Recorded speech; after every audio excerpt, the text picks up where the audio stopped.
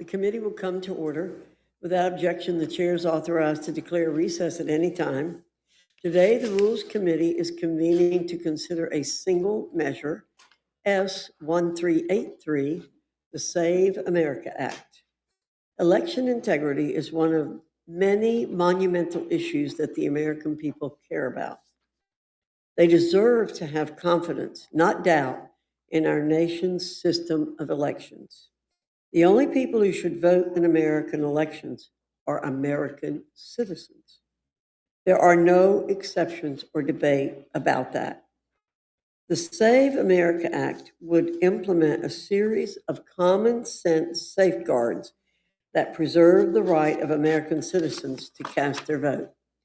These safeguards include the requirement of individuals to provide eligible photo documentation before casting their votes, the requirement of states to obtain proof of citizenship in person when registering an individual to vote, and the requirement of states to properly maintain existing voter rolls by removing ineligible non-citizens.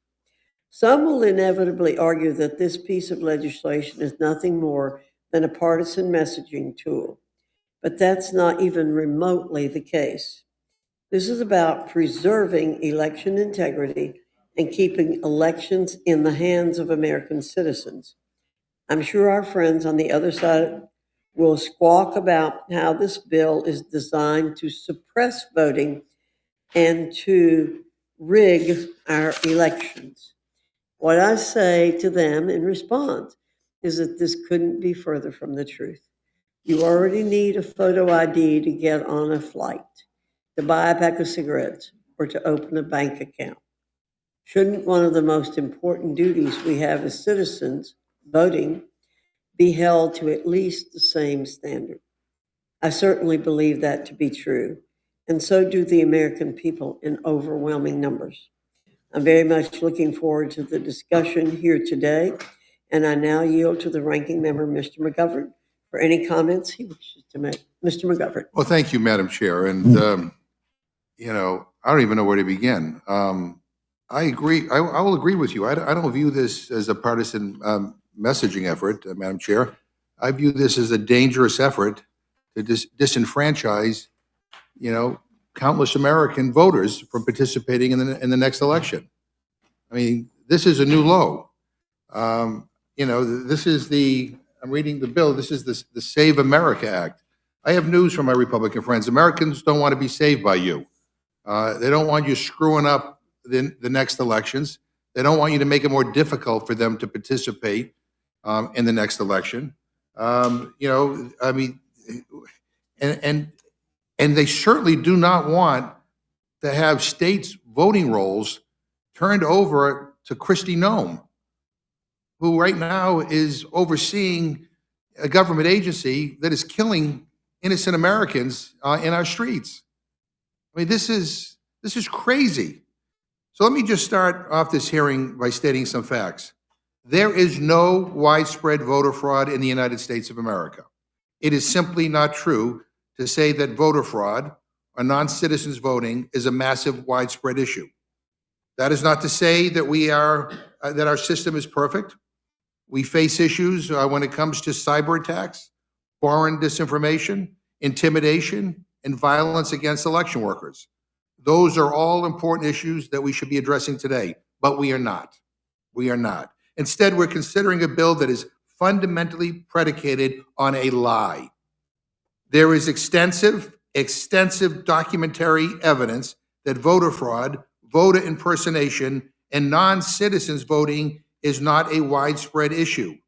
It is a myth perpetrated by people whose real goal is to suppress the rights of American citizens, citizens who are legally and constitutionally entitled to cast their ballot, and to prevent American citizens from participating in our elections. Republicans are pushing the Save America Act because they want fewer Americans to vote. It's that simple. Republicans have looked high and low to find fraud. And you know what they've found? Someone is more likely to get struck by lightning than to vote illegally. Donald Trump's own Voting Integrity Commission was unable to find fraud or massive evidence of fraud. Kansas, Iowa, Florida. I could go down the list of states that have launched commissions and investigations only to reach the same conclusion, that voter fraud is vanishingly uncommon. Now, I think Florida is a good illustration of what happens every time Republicans launch an inquisition into voting fraud. Former Governor Rick Scott claimed that he knew with absolute certainty that there were 182,000 alleged non-citizens registered to vote. But then his investigation starts, and that dwindles down to 198 people. That's not 198,000, it's 198. And in the end, out of those 198, one person was found to have committed fraud. One out of 12 million registered voters at the time. One person. Now, every time these claims are investigated, they disappear like a mirage.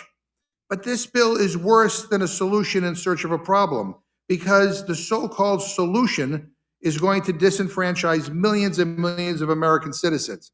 Now, we always tell people to vote, make their voices heard, participate in our democracy, right? Those are supposed to be good things. So why are Republicans trying to pass a bill that makes it as hard as possible to vote? That is what this bill does. It makes it harder to register. It makes it harder to vote. It makes it so that every single American citizen must now show up in person to register to vote. So you can file your taxes online, you can bank online, you can get your medical results online, but you have to go back in time 50 years when it comes to registering to vote. You have to show up in person and bring your birth certificate or a passport with you. And good luck if your town clerk isn't open on weekends or at nights, because you will have to take time off from work just to register to vote. Now let's go down the list of people who this is difficult for. Students who don't live at home and have class during the day. Senior citizens and people with disabilities who can't get to town hall easily. Service members and military families who are deployed overseas or relocated frequently and don't have the luxury of chasing paperwork. A passport costs upwards of $130 now. In my hometown of Worcester, it costs $15 to get your birth certificate mailed to you. So not only do you have to massively inconvenience yourself to register if you want to vote, you have to pay. It's a modern day poll tax. And no, people can't just use their license or a state ID to register, since state IDs and driver's licenses don't include proof of citizenship. Even most of the new real IDs don't meet the bill's requirements. Speaking of real ID, it took decades and decades and billions of dollars to implement. And now they expect us to believe, with primaries in 3 weeks and the general election in 9 months, that this won't be a complete disaster, disenfranchising millions, keeping them from voting. But then again, that may be the point of all of this. And here's what really bothers me. This isn't just another Republican solution in search of a problem. It's much, much more dangerous than that. It's part of MAGA's ongoing attempt to rig elections and hold on to power, democracy be damned. U.S. Attorney General Pam Bondi tried to shake down the Minnesota state government by saying ICE will withdraw if they hand over their voting rolls. Remember that? That was just recently. And we've all heard the president talk about, quote, nationalizing elections and urging Republicans to, quote, take over the voting. Now, let me be clear what this is about. It's about Republicans trying to rig the next elections. I get it. The polls look lousy for you. You're not very popular right now. And so I think this is your last-ditch effort to try to hold on to power. The FBI raided an election office in Fulton County, Georgia, and seized 2020 election records, ballots, tabulator tapes, voter rolls, with Trump's director of the NSA, Tulsi Gabbard, present. Yet the last time I checked, after an extensive investigation, the only fraud in Georgia is when Donald Trump told the Secretary of State there to, quote, find 11,800 ballots so that he could be declared the winner. Yet the federal government is seizing ballots, yet again in search of this mythical mystical, widespread voter fraud that we are always told exists. Never see any evidence of it. Surely never see any evidence that it has impacted the results of an election. Remember that guy Mike Lindell, the pillow guy? He was ordered to pay millions in defamation charges after he lied about voting machines being rigged. And let's not forget the president's former chief of staff, Mark Meadows, his former campaign lawyers, Rudy Giuliani, and others were actually indicted for their roles in trying to fraudulently overturn the last election.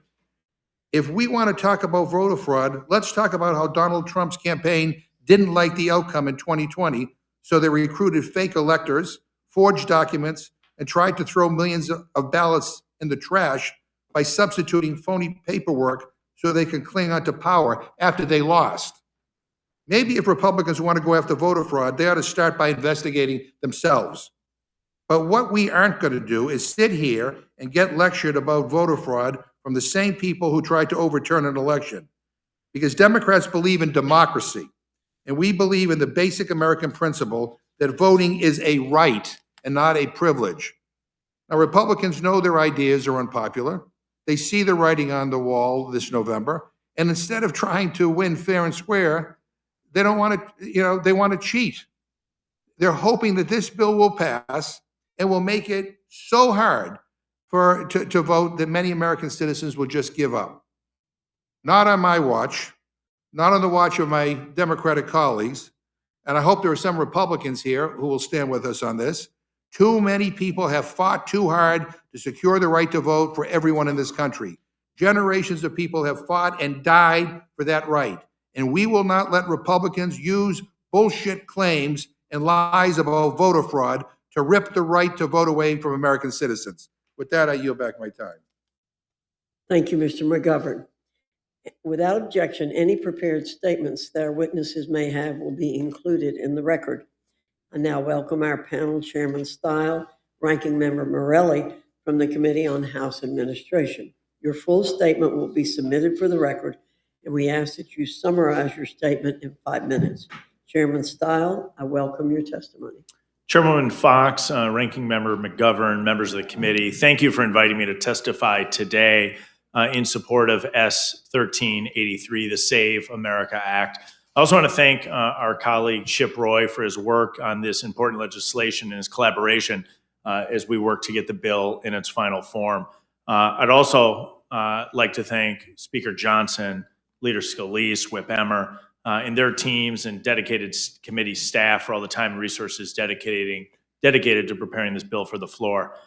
In front of the committee today is a Rules Committee print, RCP, which is still the Save America Act. We're still implementing a documentary proof of citizenship and voter ID requirement.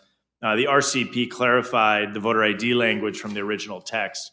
Now I've also submitted a manager's amendment with a few additional changes. First, deployed service members or absent uniformed voters, their spouses and dependents under UACAVA are exempt from the Save America Act. And second, the manager's amendment makes the SAVE Act effective upon enactment. This legislation is an enhanced version of a previous legislation, the SAVE Act, which passed the House on a bipartisan basis last April, but to date has not been taken up by our colleagues in the Senate. Now, thanks to the collaboration of Senator Mike Lee and Chip Roy, the bill is even stronger. The Save America Act is common sense, and it does two main things. One, it requires photo identification to vote. And two, it requires states to confirm U.S. citizenship when someone first registers to vote. Let's address the need for citizenship verification first. Under President Biden, over 10 million illegal aliens poured into the country. Now, we know it's illegal for non-citizens to vote in federal elections in the United States, but the bill in front of us today is about enforcing the law. Under current law, citizenship verification is simply checking a box. What's to stop a non-citizen from claiming they're a citizen registering to vote? The current law is not strong enough. The lack of safeguards on the current law and reports of non-citizen casting ballots undermines Americans' confidence in our elections. Under the Save America Act, states will need to obtain documentary proof of U.S. citizenship when registering new individuals to vote in federal elections. Now let's touch on voter ID. Currently, only 36 states require a form of ID when someone casts a ballot. Requiring photo identification is common sense. That's why it's popular. It's time we make this standard. Now, some of my colleagues will call this voter suppression or Jim Crow 2.0, and we all know it's not the first time we've heard this argument. In 2021, when the state of Georgia passed their comprehensive election integrity law, Democrats and the mainstream media decried the bill. You may recall President Joe Biden calling it, you guessed it, Jim Crow 2.0. And the allegations are false. Georgia has held 2 statewide elections since passage of the election integrity law. Turnout's been incredibly high. The University of Georgia surveyed and found 95% of voters reported an excellent or good voting experience in the 2022 midterm. The statement by my colleagues across the aisle is often misguided, and it's an insult to the intelligence of the American people. The Save America Act has safeguards to make sure every eligible U.S. citizen can cast a ballot. If a voter forgets their necessary ID on Election Day, they can still cast a provisional ballot. The bill also has specific sections addressing name discrepancies, so that no eligible voters disqualified due to a name change. And the bill takes a strong piece of legislation, the SAVE Act, and makes it even stronger in the Save America Act. It's time Congress ensures the integrity of our elections. It's common sense legislation. I thank you all for discussing it today and look forward to your questions. Thank you, Chairman Stile. Ranking Member Morelli, you're recognized. Thank you, Chair Fox and Ranking Member McGovern, and to the members of the committee. As a former member of the Rules Committee, I'm always delighted to be back. A year ago, the House considered the SAVE Act. This morning, I participated in a hearing on the Make Elections Great Again Act, a different attempt to take over our elections. And now we are discussing yet another Republican proposal, the Save America Act. This bill is so rushed and devoid of deliberation that Republicans were forced to make repeated changes to the bill in just the 2 weeks it's been introduced. In fact, the bill is so riddled with mistakes that yesterday my friend and chair, Mr. Stile, had to submit a late-night manager's amendment to try and fail to account for a couple of embarrassing flaws in this bill. Flaws that Democrats pointed out last Congress and that Republicans insisted were non-issues. Nonetheless, flaws that we could have considered should this bill have been marked up in committee, which it was not, instead of attempting to haphazardly amend the bill on the fly. You told us the SAVE Act was just fine. Now you scramble to apply some Band-Aids and push it out the door in your rush to hand over control of the election to President Trump. So how can the American people trust any of this? This is amateur hour, and despite the desperate flailing, the bill remains egregious. So I want to ask my Republican colleagues, what exactly are you doing here? I would hate to step in the middle of a Republican internal politics. Senator Murkowski, a Republican from Alaska, already said today she opposes the SAVE Act, but this bill is not ready for prime time. But while we wait for you to decide how best to silence the American people, the Trump administration is blatantly disregarding the American rule of law. On January 24th, Attorney General Bondi sent a letter, more accurately, a ransom note, to the governor of Minnesota, weaponizing federal law enforcement in a brazen effort to extort state voter rolls. While ICE kills American citizens on the street of Minneapolis, the Attorney General meddles in Minnesota's elections. And just earlier this week, President Trump said, and these are his exact words, that Republicans should take over the elections and nationalize voting. I want to be crystal clear about the substance of this bill. The Save America Act is more extreme than the SAVE Act. The Save America Act requires American citizens to show generally either a passport or their birth certificate to register to vote. But half of all Americans do not have a passport. And a passport, as Mr. McGovern points out, costs at least $130. Most Americans' number one concern right now is the cost of living. And this administration has done nothing to make life more affordable for the American people, other than to mock it as a hoax. But Republicans are trying to charge U.S. citizens $130 each just to vote. If Americans want to use their real ID to register, well, for most people, that would be impossible. Because as my Republican friends have admitted, real IDs in most states do not prove American citizenship. As you know, last year, our committee held hearing after hearing on non-citizen voting. Non-citizen voting in federal elections is already a serious crime, and it should be. And those laws should be enforced, and they are. But my colleague could not produce any evidence in those hearings to back up claims of widespread non-citizen voting. In fact, Speaker Johnson has admitted he has no proof of non-citizen voting in federal elections. He admitted it when we first considered this bill. He admitted it again recently. Worse still, the Save America Act would give Secretary Noem power over our elections. It would require states, as Mr. McGovern rightly points out, that's right, require them to provide their entire voter rolls to Kristi Noem's DHS. Secretary Noem has been criticized by congressional Republicans for her leadership at DHS. Some Republicans have even publicly called on her to resign. Yet here we are, considering legislation to give this important task, this vital task of voting, to an incompetent and reckless secretary who would have more control over the lives of Americans. Legislation that gives you personal data, your private information, like your address, to a department that sends masked agents to terrorize civilian populations. Republicans think ICE agents should be able to hide their faces behind masks, should be able to hide their badge numbers. But you, the American voters watching this, you must give your personal information to Kristi Noem. What could possibly go wrong? I mean, what happened to the party of small government? As costs skyrocket, as federal agents kill American citizens, Republicans are afraid to face their constituents at the ballot box. They would rather stop Americans from voting at all. That's why, late last night, Republicans amended this bill to take effect immediately, because their plans start here. They start now. But we and the American people will not let that happen. Thank you. I yield back. Thank you, Mr. Morelli.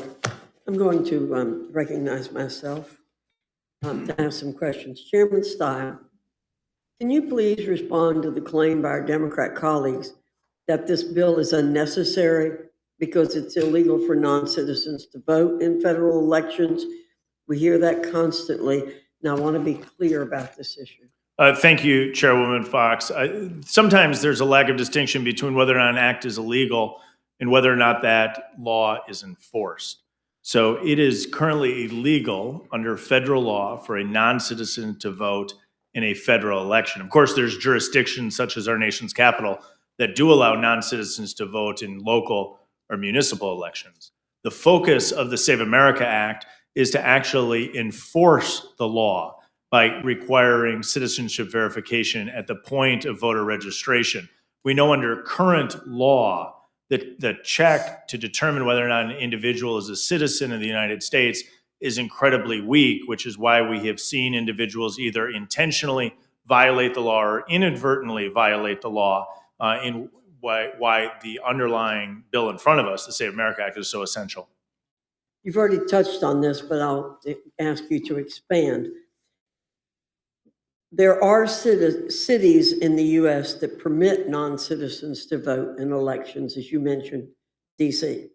If that's the case, does this framework and through these processes allowing non-citizens to vote undermine our confidence that non-citizens cannot infiltrate federal elections? You bring up a great point. And so in a handful of jurisdictions across the country, I think the easiest example is our nation's capital in Washington, D.C. Non-citizens are eligible under current law to vote in local and municipal elections. Let's give an example of that. So if an individual is a Russian national, works at the Russian embassy in Washington, D.C., has a Russian passport in their pocket, under current law, they could walk out of the Russian embassy on election day, U.S. election day, walk to the ballot and cast a ballot. They would not even be required to show their Russian passport as identification because photo ID is not required in our nation's capital. states or localities that attempt to do this, the question then becomes, how do they maintain two voter rolls lists? This is something we've explored at the committee. It's one of the challenges we face. It's why we should ban non-citizens from voting in any election in the United States. U.S. elections should be for U.S. citizens only. And in particular, it's why passing the Save America Act is so absolutely essential to restore America's confidence that only U.S. citizens are voting in U.S. elections.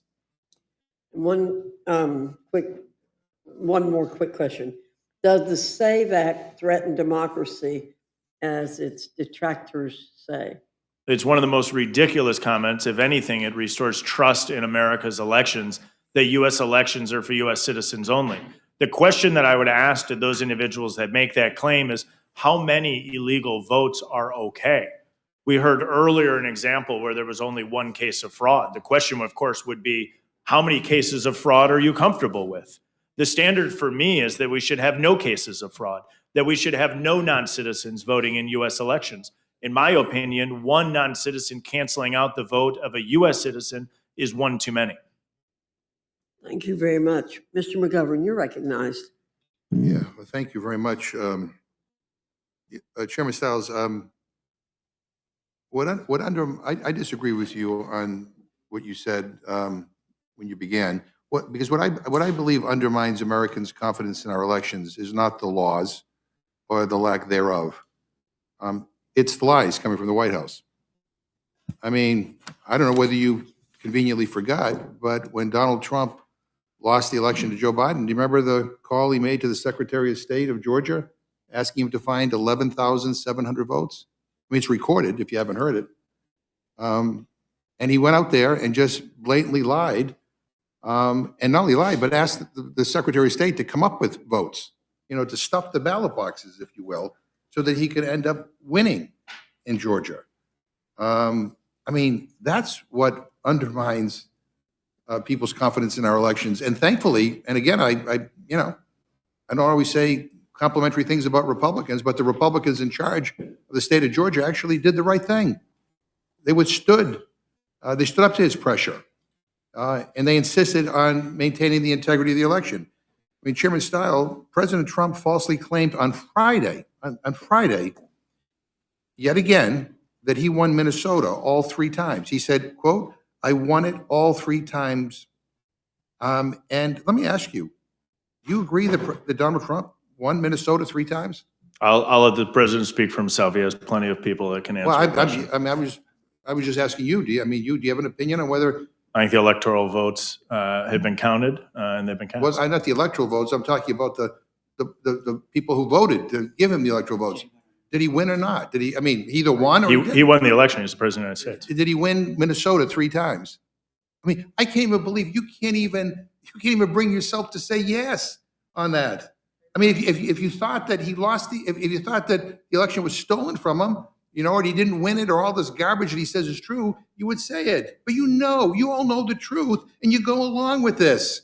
And that's what undermines people's confidence in our election. They hear all this BS, and none of you have the guts to stand up and say enough. No, Donald Trump, you lost Minnesota three times. You lost the election to Joe Biden. Yeah, you may have won it in the last time around, but the bottom line is we ought to just speak the truth.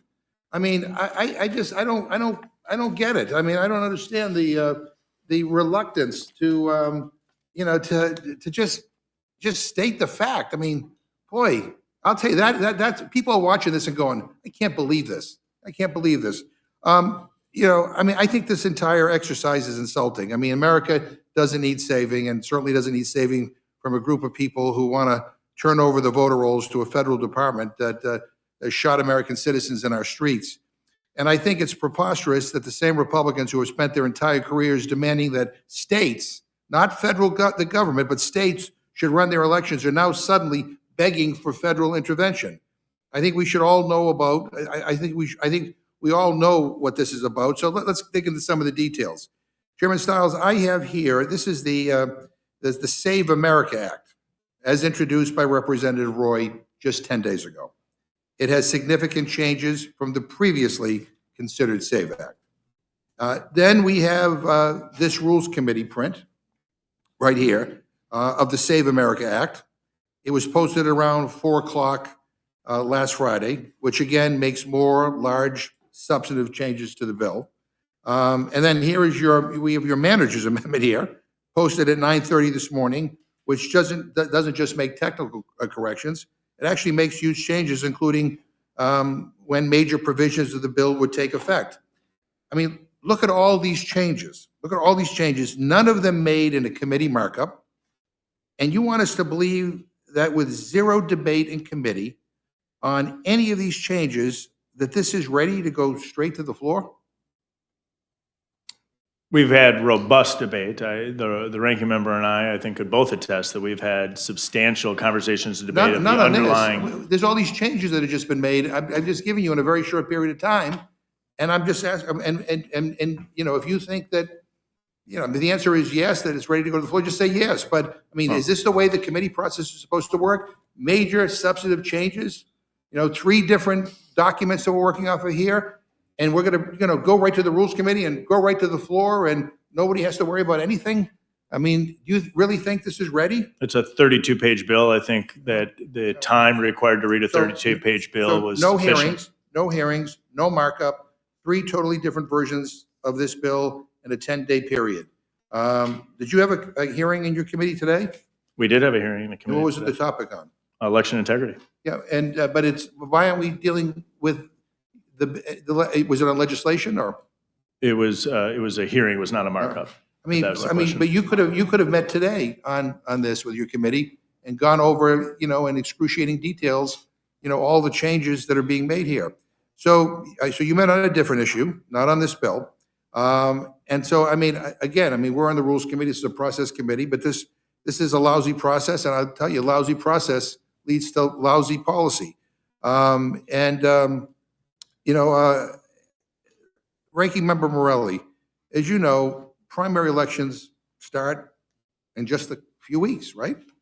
Am I correct in stating that there is zero chance that any state could possibly implement an extremely complicated new voter ID law in just a couple of weeks?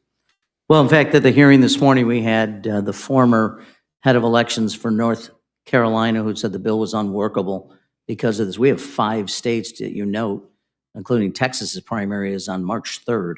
UOCAVA ballots have already been mailed to people, so it's impossible to comply. And I think, frankly, it shows what a lack of seriousness this bill has, that you would change the effective date to immediately within the last 24 hours. Yeah. Chairman Stiles, in your manager's amendment, you know, you remove the 2027 effective date and make it effective immediately. I mean, I don't know if that was because of one of your fellow Republicans did a tweet about it, or because, I mean, you think it's a good idea, but like, I mean, we have elections coming up in a few weeks.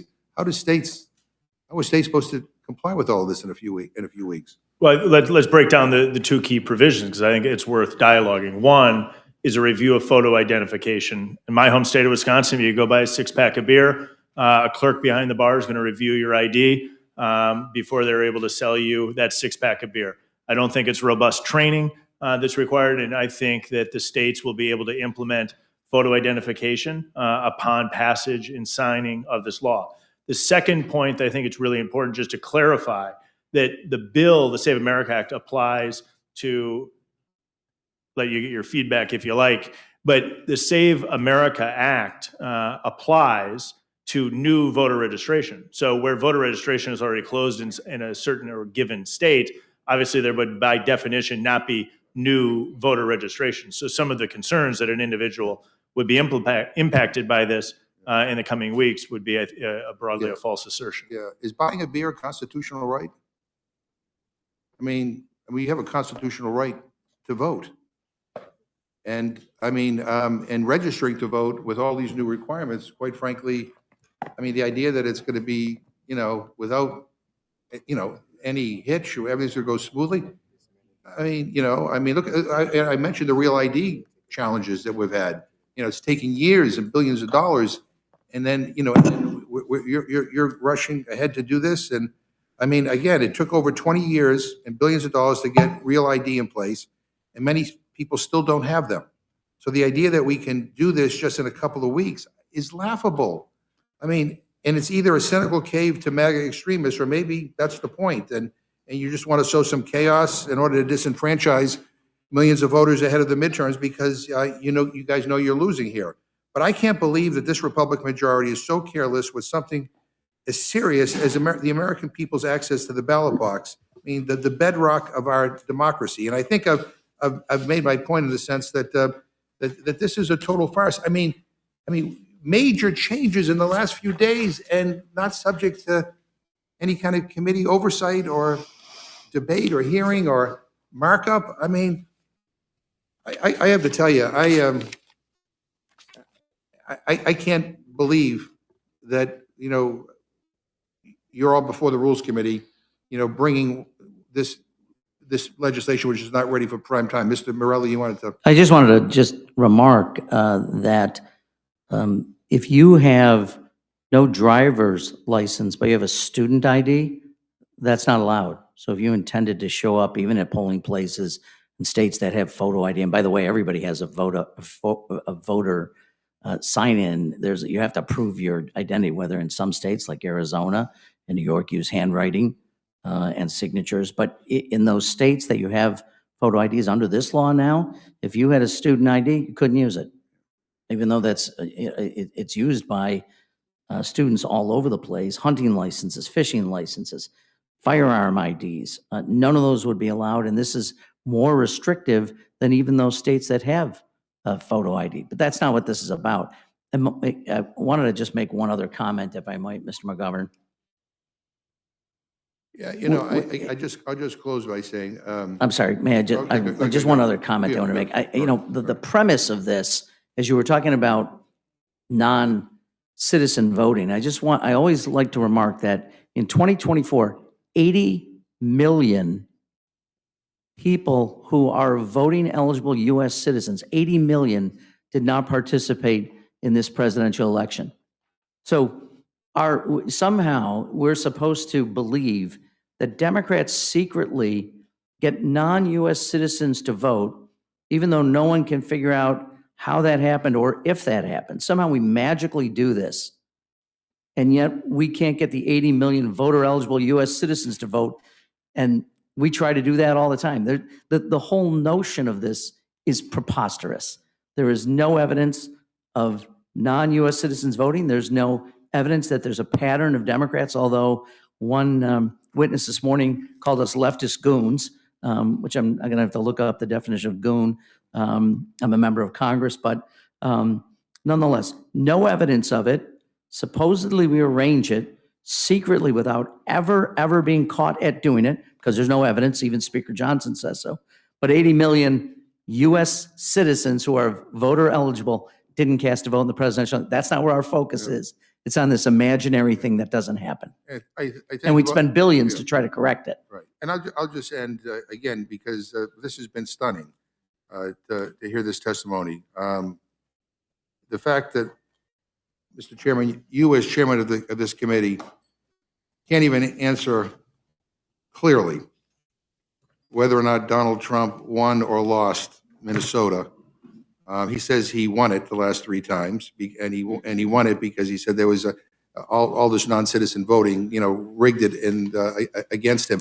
The fact that and there's no evidence of that, but the fact that you can't just say, he lost, and there's no evidence to prove otherwise, I just find is stunning that members of Congress are so afraid of the sitting president, so afraid that he might, be angry because you tell the truth, that you end up, again, it is what you are saying, it is what this Congress is doing that is sowing a lack of confidence amongst the American public about our elections. I don't know.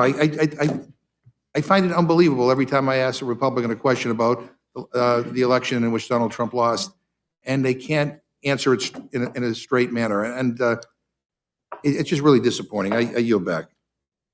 Thank you, Mr. McGovern. Ms. Fishbach, you're recognized. Thank you, Madam Chair.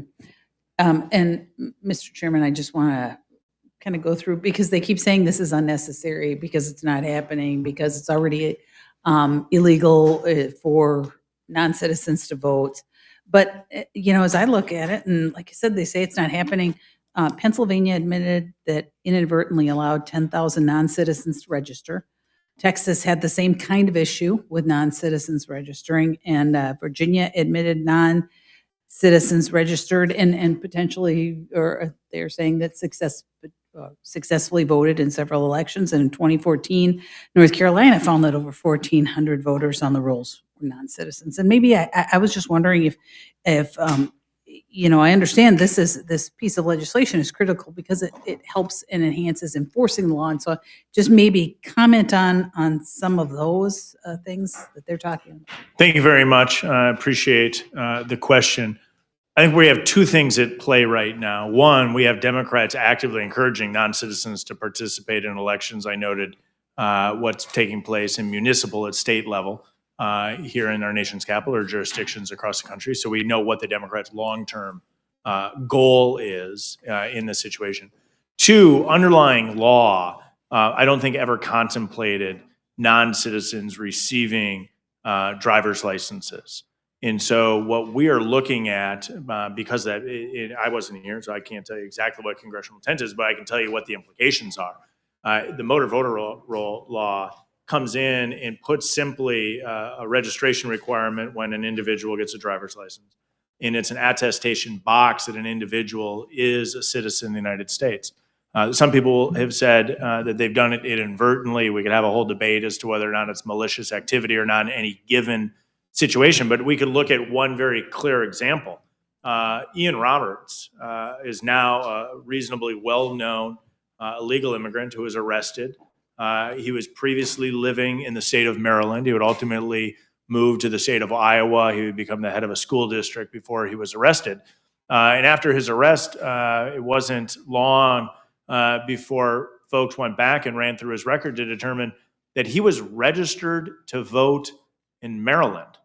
And of course, if you then went further and said, well, did he ever request a ballot? Well, yes, in fact, Ian Roberts, a illegal citizen in the United States of America, requested a ballot in Maryland. And so what you see is a pattern of this occurring state after state. We've held multiple hearings on this topic at committee, and it absolutely justifies the need to verify citizenship at registration.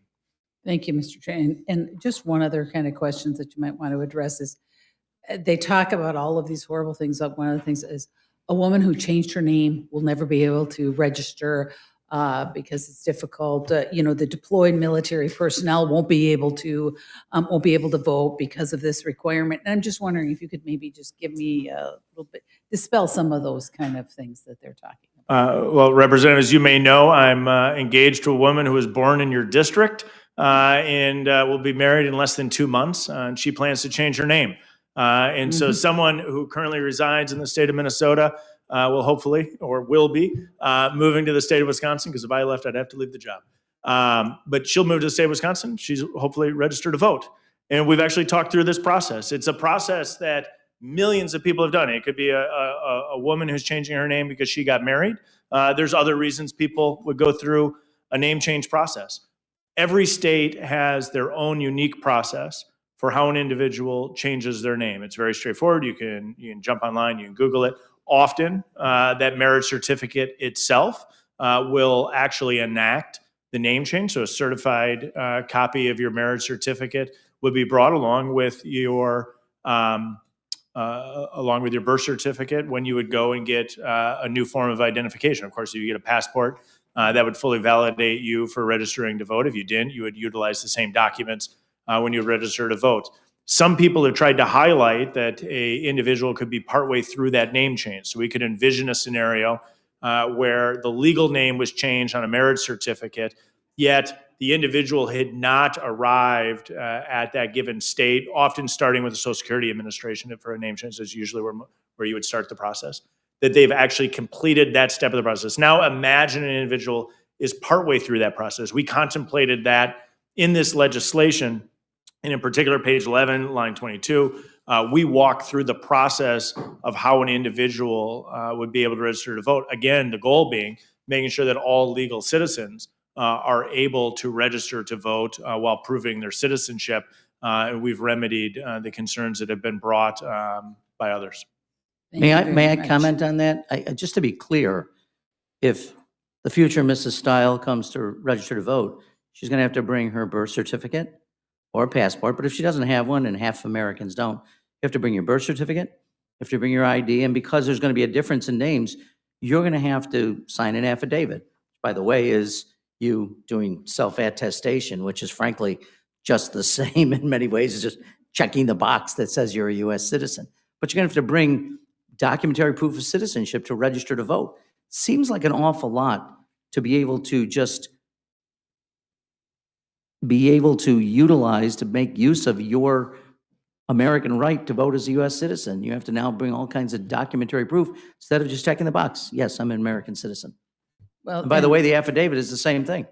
there's a lot that goes into, making sure that you have all of your documents together when you change your name. And I agree. and too much. But I think that they've made reasonable accommodations and reasonable way to deal with it in this case, as in many other cases. And I wanted to just point out that it's about enforcing the law. It's about making sure that we have, we always talk about actually we have lots of laws, but are we actually going to enforce them? And this is such a critical piece. This is making sure that our elections, because I think you said it earlier, Mr. Chairman, that one fraudulent vote is too many, because it's unfair and it blocks the illegal voters, the citizen voters. So I appreciate you bringing this forward. I'm very supportive of it, and thank you very much. And I yield back. Thank you, Ms. Fishbach. Ms. Scanlon, you're recognized. Thank you. I'd yield first to the ranking member. Madam Chair, I request unanimous consent to insert in the record an article from ABC News entitled "Election Fact Check: Non-Citizens Can't Vote and Instances Are Vanishingly Rare." I ask unanimous consent to insert in the record an article from NPR entitled "Despite Grand Claims, a New Report Shows Non-Citizen Voting Hasn't Materialized." Without objection. I ask unanimous consent to insert in the record an article from the Cato Institute entitled "Non-Citizens Don't Illegally Vote in Detectable Numbers." Without objection. I ask unanimous consent to insert in the record another piece from the Cato Institute entitled "Trump's Claims About Non-Citizens Voting Are False and We Can Prove It."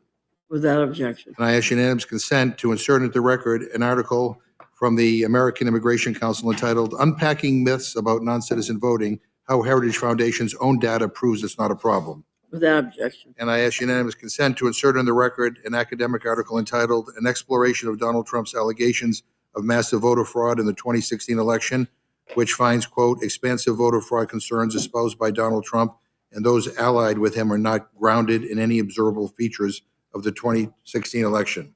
Without objection. And Madam Chair, I just also want to say the courts have also found the same thing. Texas, in 2016, the Fifth Circuit, in an opinion finding that Texas's strict photo ID law is racially discriminatory, noted that there were only 2 convictions for in-person voter impersonation fraud out of 20 million votes cast in the decade before Texas passed the law. In North Carolina in 2016, in its opinion, striking down North Carolina's omnibus restrictive election law, which included a voter ID requirement, as purposefully racially discriminatory.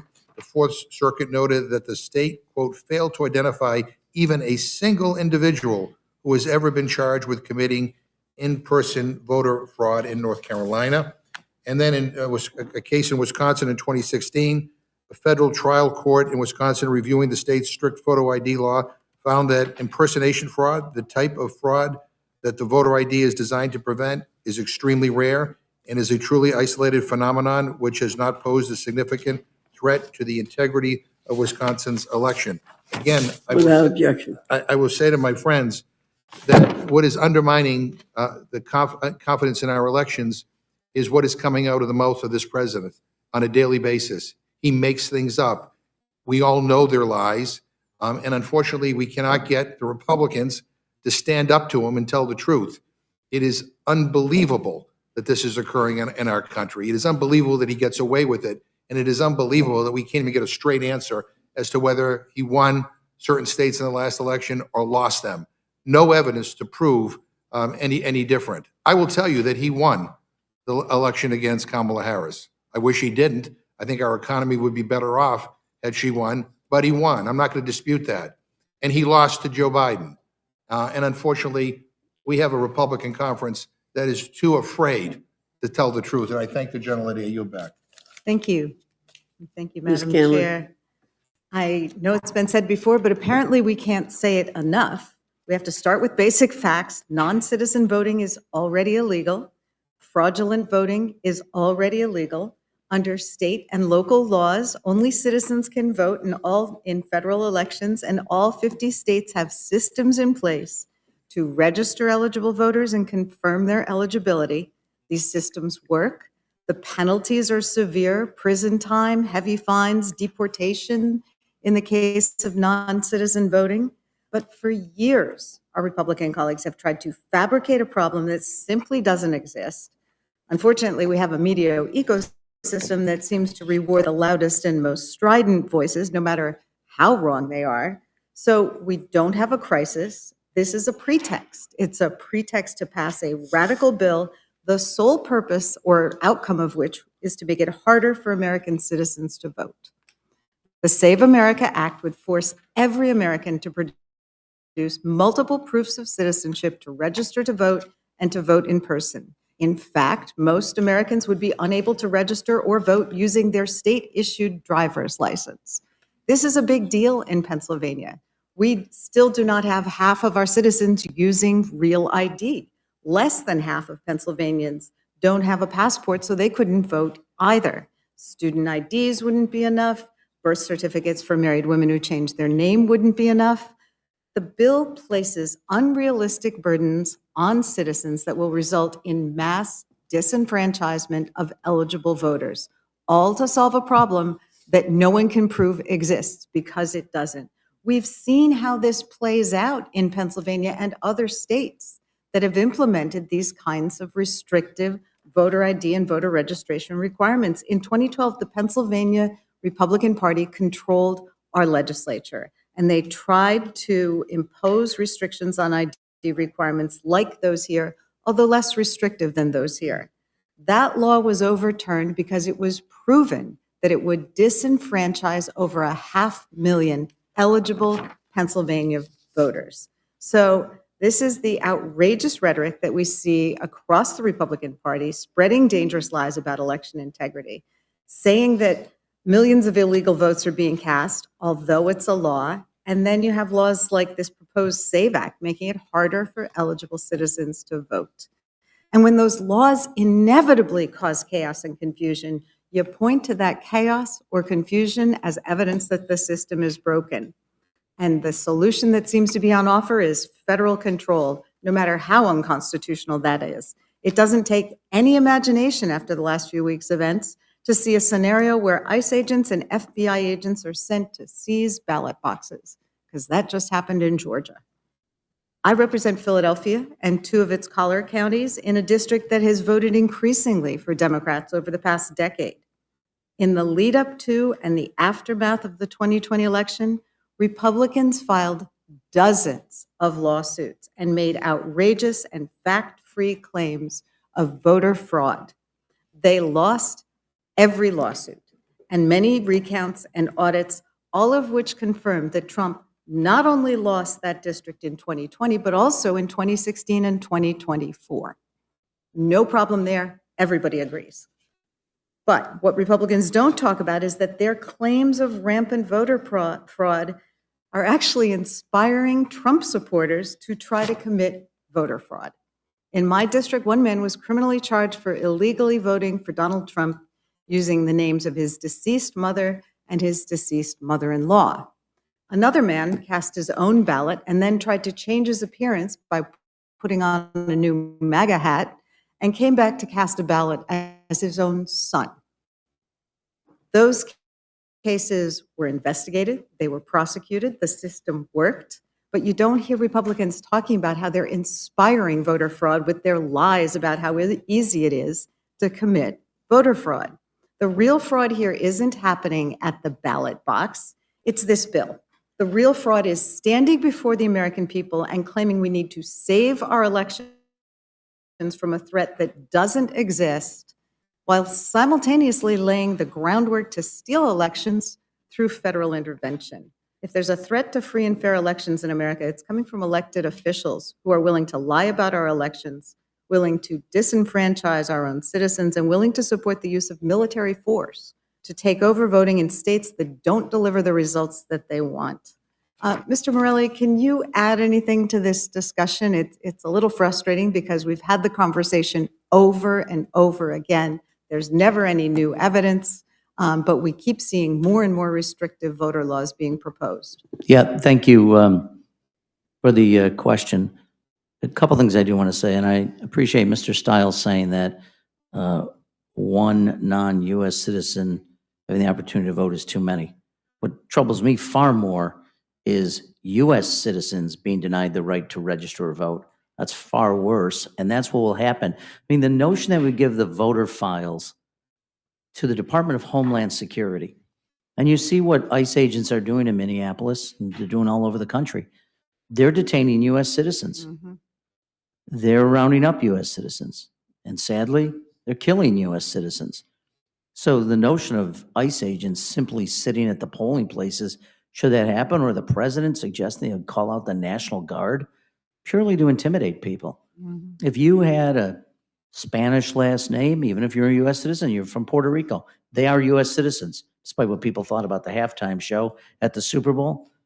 These are U.S. citizens. But if you have a name that maybe sounds to an ICE agent like, maybe that's not American the way I think of Americans, who knows what they do? Do they detain people? Do they just intimidate people? Do people say, I'm not going anywhere near a polling place because I'm afraid of what this will do to my family, to my job, to my livelihood? I mean, this is clearly what it's intended to do. And frankly, who in America right now wants to give Kristi Noem more control over Americans' lives?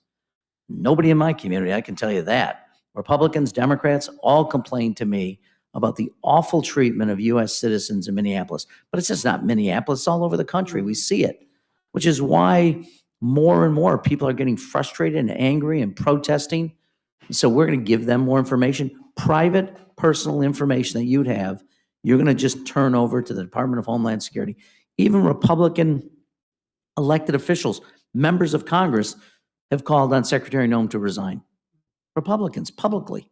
I think people recognize we're at a very, very difficult point in America right now. The answer to whatever perceived challenges there are is not to give Homeland Security more control over the lives of American citizens. And so, frankly, there's so much wrong with this bill. But those are some bottom line thoughts that I have.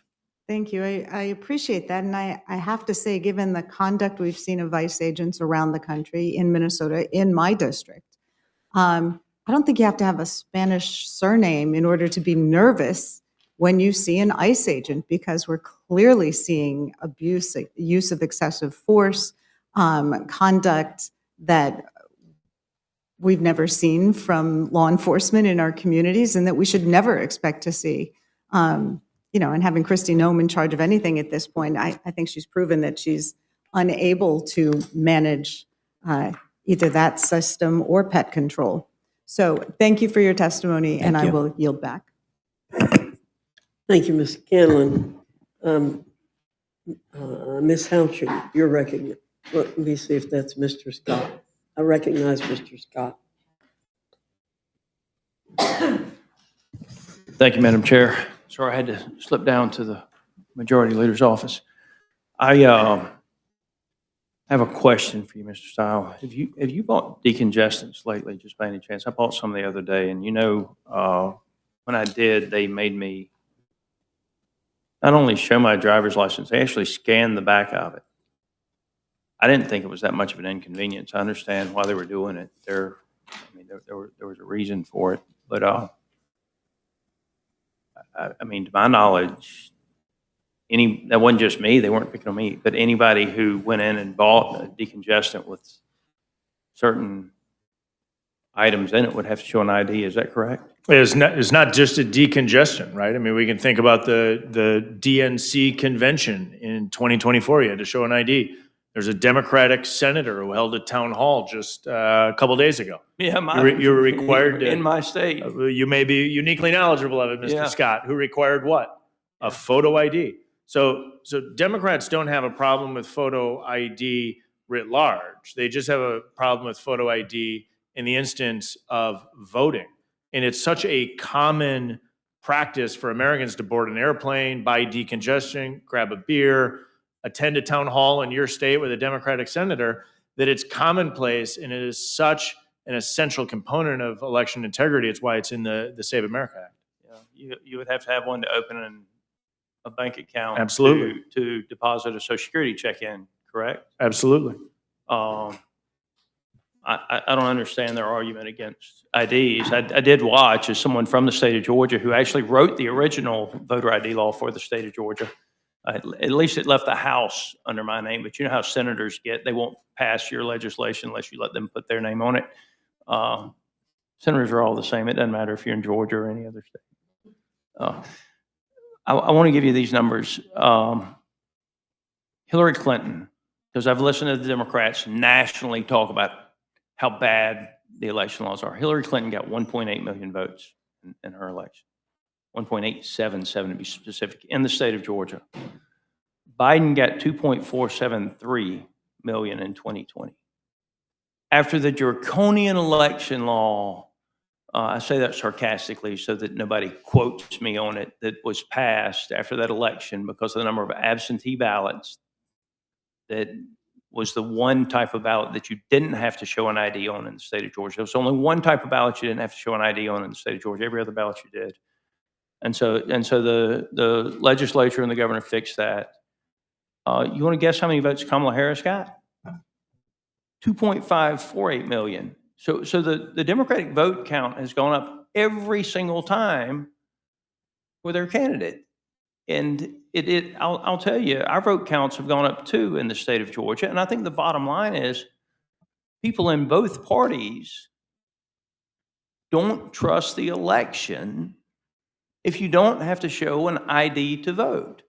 Democrats and Republicans want to be able to trust the elections. And that requires that the person who walks in to vote is the person that they say they are. And that requires some type of identification. And you know what? The same identification that allows you to buy Sudafed over the counter allows you to vote. And then some in the state of Georgia. There are a lot of other IDs you can use too. So I think it's just good common sense legislation. The vast majority of people in both parties want this legislation. I look at the vote tabulations in the state of Georgia going up for the Democratic Party, almost 100,000 ballots after the last election law was passed. And I don't understand how they're complaining unless they're just looking for something to complain about. So I appreciate you. Do you have any further comments? I would just say, I think that, I mean, this is unique. You're from the state of Georgia. Georgia's experience in implementing voter integrity laws prove the point that we're trying to make here. The Democratic language that was utilized when the state of Georgia was debating their election integrity law mirrors the language you're hearing from Democrats today on the Save America Act. I mean, it shouldn't be lost on anybody that that recently Democratic leaders have called the legislation in front of us Jim Crow 2.0. Yeah. And we don't have to go back that far because we go back to the summer of 2021 when Georgia was debating their election integrity law. And the then president of the United States, Joe Biden, called Georgia's election integrity law what? Of course, Jim Crow 2.0. And if we look at the empirical data that you just shared, Mr. Scott, what we see is that when people have confidence in their elections, they're more likely to participate. And Georgia's run 2 full statewide elections since that election integrity law went into place. We've seen strong participation. The University of Georgia did a significant survey in the state that showed that people had a positive experience in the elections. That's true across all key demographic groups. The survey found that statistically, 0% of blacks had a poor negative voting experience in the state of Georgia. That's a good thing. What we have seen time and again is when you put in place common sense election integrity reforms as the state of Georgia did, or as we are doing here in the Save America Act, what happens is people increase their confidence in elections, and as people increase their confidence in elections, they're more likely to participate. So I appreciate you bringing up the Georgia example. Senator Warnock and Governor Kemp, both reelected on the same ballots with the voter ID laws. After all of the Jim Crow 2.0 rhetoric that was spewed out there, after the Major League Baseball, I think, moved one of their games in an effort to pander. They moved to Colorado. Yeah, to the woke crowd. So I appreciate the law. It makes good sense. And, I truly believe you'll have higher turnout in both parties because it'll lead to more confidence in an accurate ballot. Thank you. Thank you. Thank you, Mr. Austin. Mr. Neguse, you're recognized. Thank you, Madam Chair. Thank you, Chairman and Ranking Member, for being here. My colleague from Georgia, I will say we were delighted to welcome folks to Colorado, but in any event, I don't want to belabor that point. I do want to just check in with respect to the numbers that you mentioned and make sure I've got this right. My colleague from Georgia, you said in 2016 that Hillary Clinton got 1,877,963,000 votes. That was my understanding. I just Yep. looked it up on the internet. And Donald Trump got 2,089,104. I didn't You pull just- all of those numbers, but well, Okay. So you gave the Hillary Clinton number. I was giving you the Donald Trump number from my 2016. point was that Democrat numbers went up. So in 2020, I think you said Okay. Joe Biden had 2,473,633 votes. That's the That's number right. is that right? That's according to the internet. Got it. I think that's the official results. Exactly. And Donald Trump got 2,461,854,000 votes. If that's what. That's what's online. that- Donald that's Trump probably lost the Georgia. official count. That is the official count. He lost the and- election in Georgia in 2020, right? And the question got back to, and the reason the law was changed. But is that right or wrong? Officially, yes. What do you mean officially? Did the Democratic Party sue to change the election laws prior to that election? So wait, are you saying that's not, what do you mean officially? I'm saying the Democratic Party sued to change the election laws in the state of Georgia so that on the absentee ballots, So that's There why was the so numbers neg- went up? there Because I was- thought you just made the argument a minute ago that the numbers were going up, notwithstanding the changes that the Georgia legislature had made to the voting laws in They are Georgia. What are going you up. talking about? they are going up. Yeah, exactly. So look, Mr. Scott, I think you can understand what I'm getting at. I think you were making an argument previously that, myself, Mr. Morelli, others may disagree with. But facts are facts and numbers are numbers. And I would just Correct. love to hear somebody say, without the qualifiers, without official language and all of the rest, you cited the numbers to us. You said that Joe Biden got 2,473,633 votes in the state of Georgia during the 2020 presidential election. And we know that Donald Trump got 2,461,854 votes. He lost the Georgia election. If you can say those words, if you can say Donald Trump lost Georgia, I'm happy to engage with you in good faith on the latter question. Those are the official ballot counts. And as you know, I voted to certify the election. I appreciate that. What you're not saying is that Biden got almost 800,000 absentee ballots where there was no signature verification and no ID required. And my point to you, and I want to And, say, and that number has never been And that Mr. high Scott, before or since. I hear you. I thank the chairman. I think And I don't have all of my notes in Well, front of me on all of those things. I'll go ahead and reclaim it. I think Mr. Scott. Fair enough. And I would just simply say, initially, when you cite, let me just say that for the record, I appreciate that you certified the electoral results. I remember you doing that because I was there on January 6th with you. So I want to make that very clear.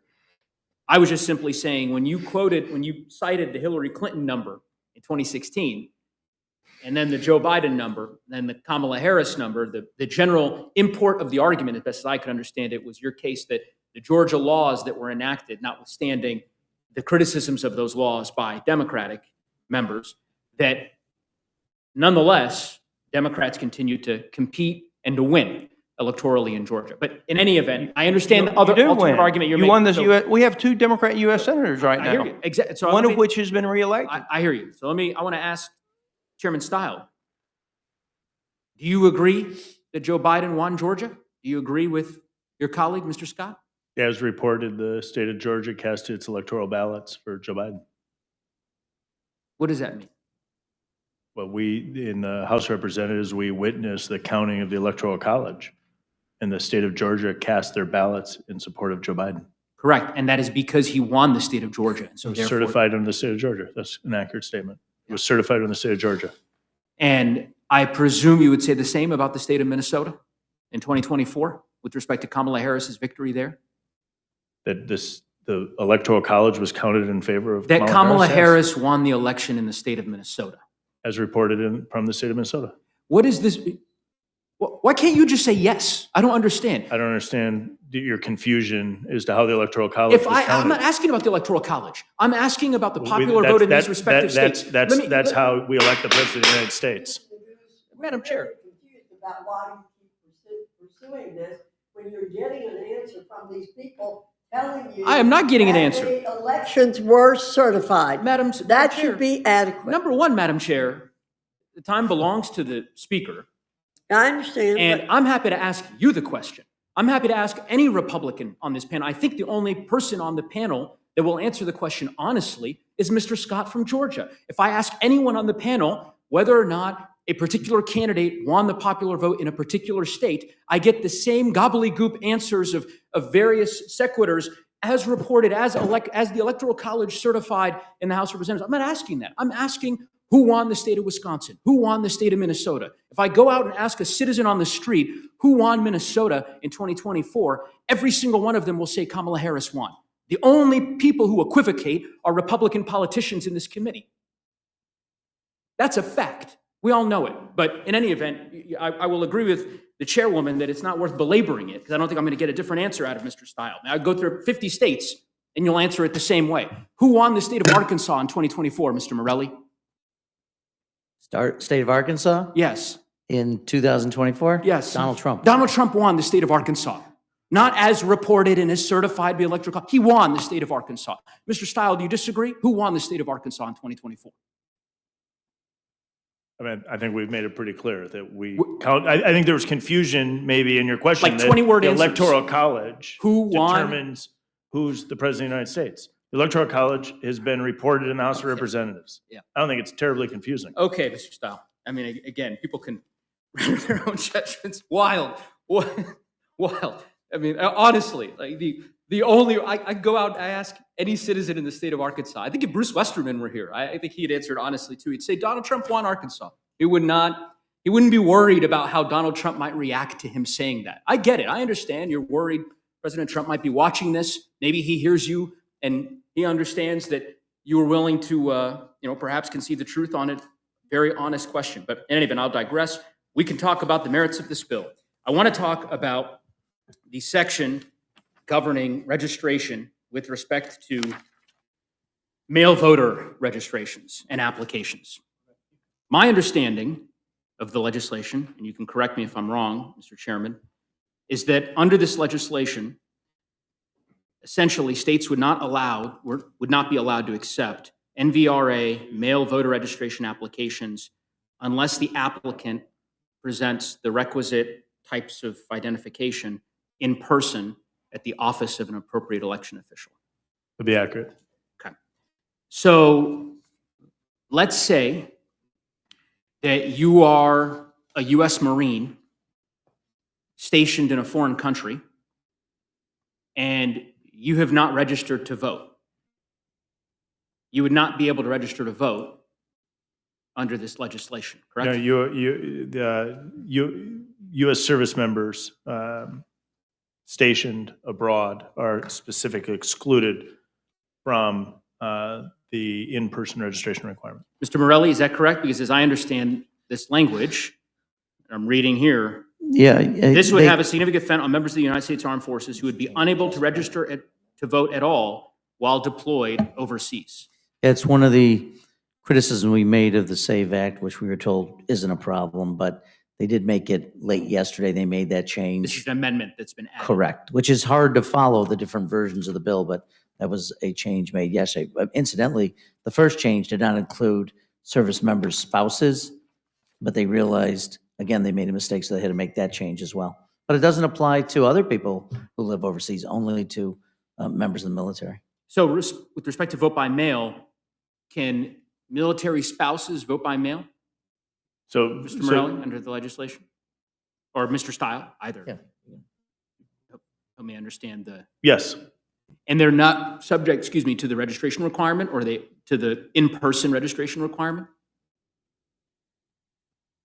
Correct. Spouses? to me, Either of you, yeah. I'm not, So- it's a good no, faith no, question. I'm no, trying no, to that's- understand. that's fine. Because the bill was changed. correct. So Yesterday. the manager's amendment explicitly exempts active duty military voters, their spouses, and their dependents. One provision of this bill requires states to provide voter rolls to the Department of Homeland Security. Correct, That's correct. Mr. Chairman? Okay. For the purpose of being reviewed by the SAVE database. States are not required to do that now. They're not required to do that now. That is an accurate statement. Okay. I want to say that I appreciate that acknowledgement because, as you know, there's litigation right now in a variety of different courts across the country in which the Trump administration is asserting that it has the right under existing law to these voter rolls. Of course, every court has disagreed with them, including a Trump-appointed judge, federal judge in the state of Michigan just, I think, 11 days ago. And so in any event, I think safe to say Republicans in Congress, not that you speak for all Republicans, but I think it's clear to me that the House believes that the administration does not have this power under federal law, Well- and the courts believe that to be the case. And the fact that you all have introduced a bill to impose this requirement affirmatively, I suspect is going to make its way into a circuit court opinion as a basis for concluding that, in fact, they're not required to, states aren't required to do this under existing law, which is why you're trying to change the law. So anyway, that's my view. But That's your view. why you disagree? I actually don't know enough case law regarding whether or not the affirmative action by the federal government to take it would be overruled by explicit requirements of the state to provide it. I just don't have background Fair in enough. case law between the requirement to provide versus the ability to request. Fair that enough. data, I think- which is why we made it explicit in Sure. this, so that it would be checked against the SAVE database. My sense, I just have one more question. I will say my sense is that, I don't know if the court's going to be particularly interested in my view on it, but I think, you know, the chairman of the House. Post Chevron deference. The chairman of the House Congressional Administration intent has a Committee little more conceded that, authority. yeah. One last question. So, Paperwork Reduction Act, you familiar with that? Mhm. Okay. This is a 1980s Reagan-era law passed by the House unanimously. It's existed for about half a century now, designed to prevent onerous paperwork requirements on hardworking American citizens, right? Fair description?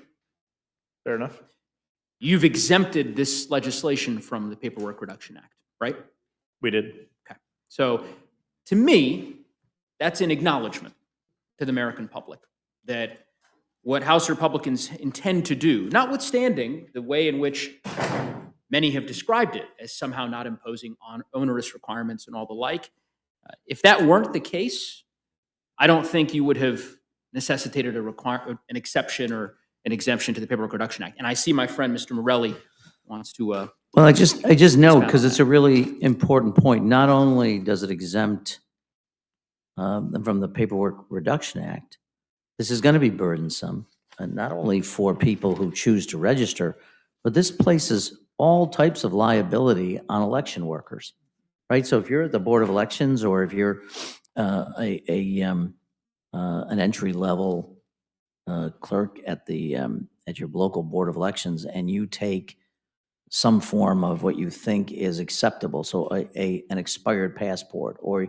you take something that you think is documentary proof of citizenship, but it's not, there's liability that arises from that. We're already having a difficult time in local boards of elections, state boards of elections, to attracting people who are now often the victims of intimidation and violence, whose work is being literally criticized by, as Mr. McGovern's pointed out, by the president repeatedly about voter fraud, et cetera. You're already finding people demoralized in these jobs who are trying to do what they can.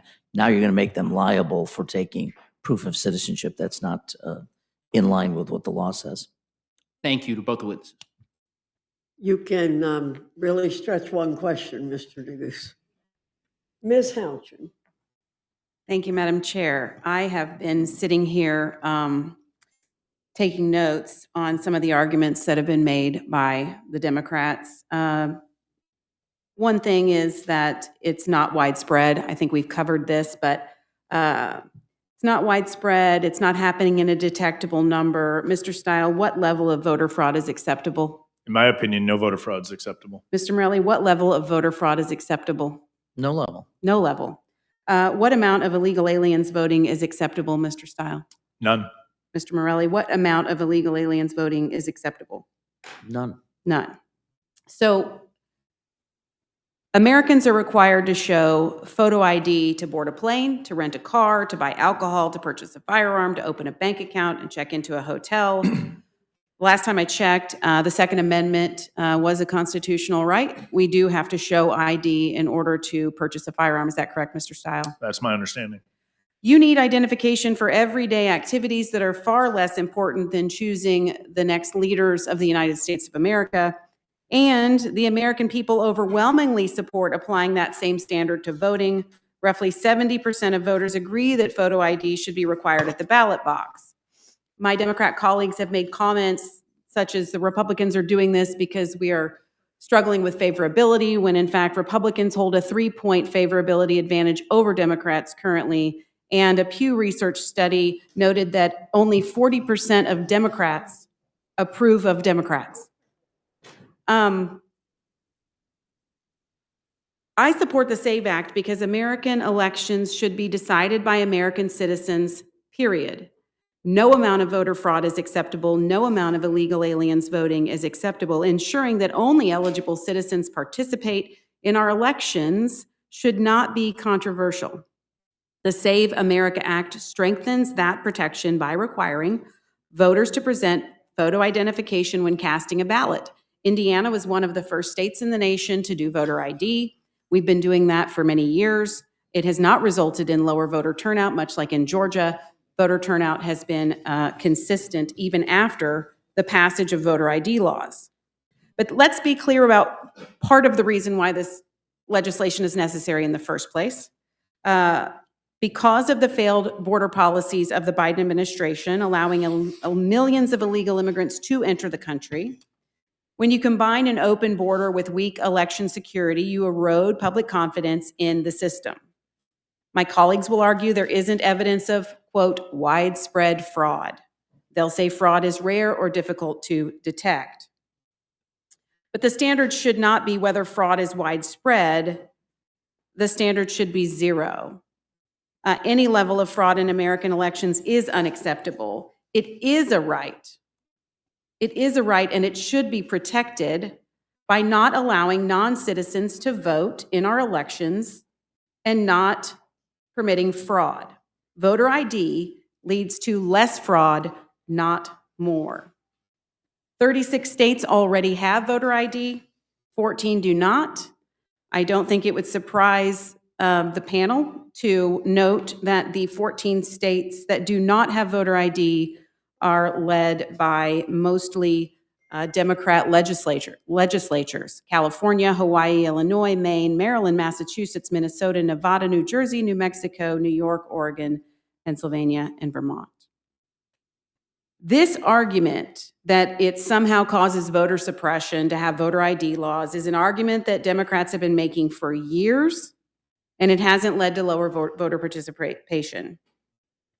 One thing that I often find our colleagues on the other side of the aisle doing is they try to say that we are doing the thing that they're doing.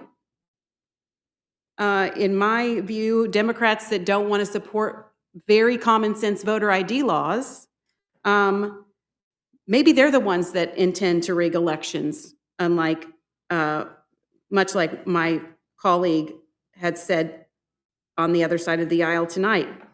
Maybe that's why they don't want voter ID. It's very hard for me to understand. Any level of voter fraud in America should be unacceptable. This bill does not limit the rights of a single eligible citizen. At most, I would say it may cause a headache for maybe 1,000 individuals per state.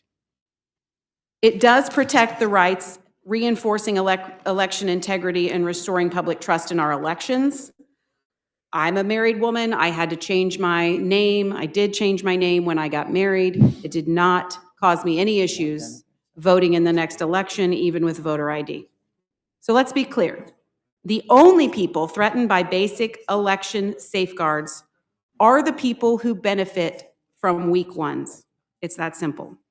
So, Chairman Stile, we've heard an argument that it's too difficult to obtain acceptable ID as required by the bill, but all 50 states issue driver's licenses and non-driver state ID cards. Departments of motor vehicles often provide, like in Indiana, reduced fee or free IDs for the purposes of voting, especially for seniors or low-income residents. And several national nonprofits specialize in helping people secure ID. Mr. Stile, do you think that's an unreasonable standard to meet for the purpose of election integrity? No. No.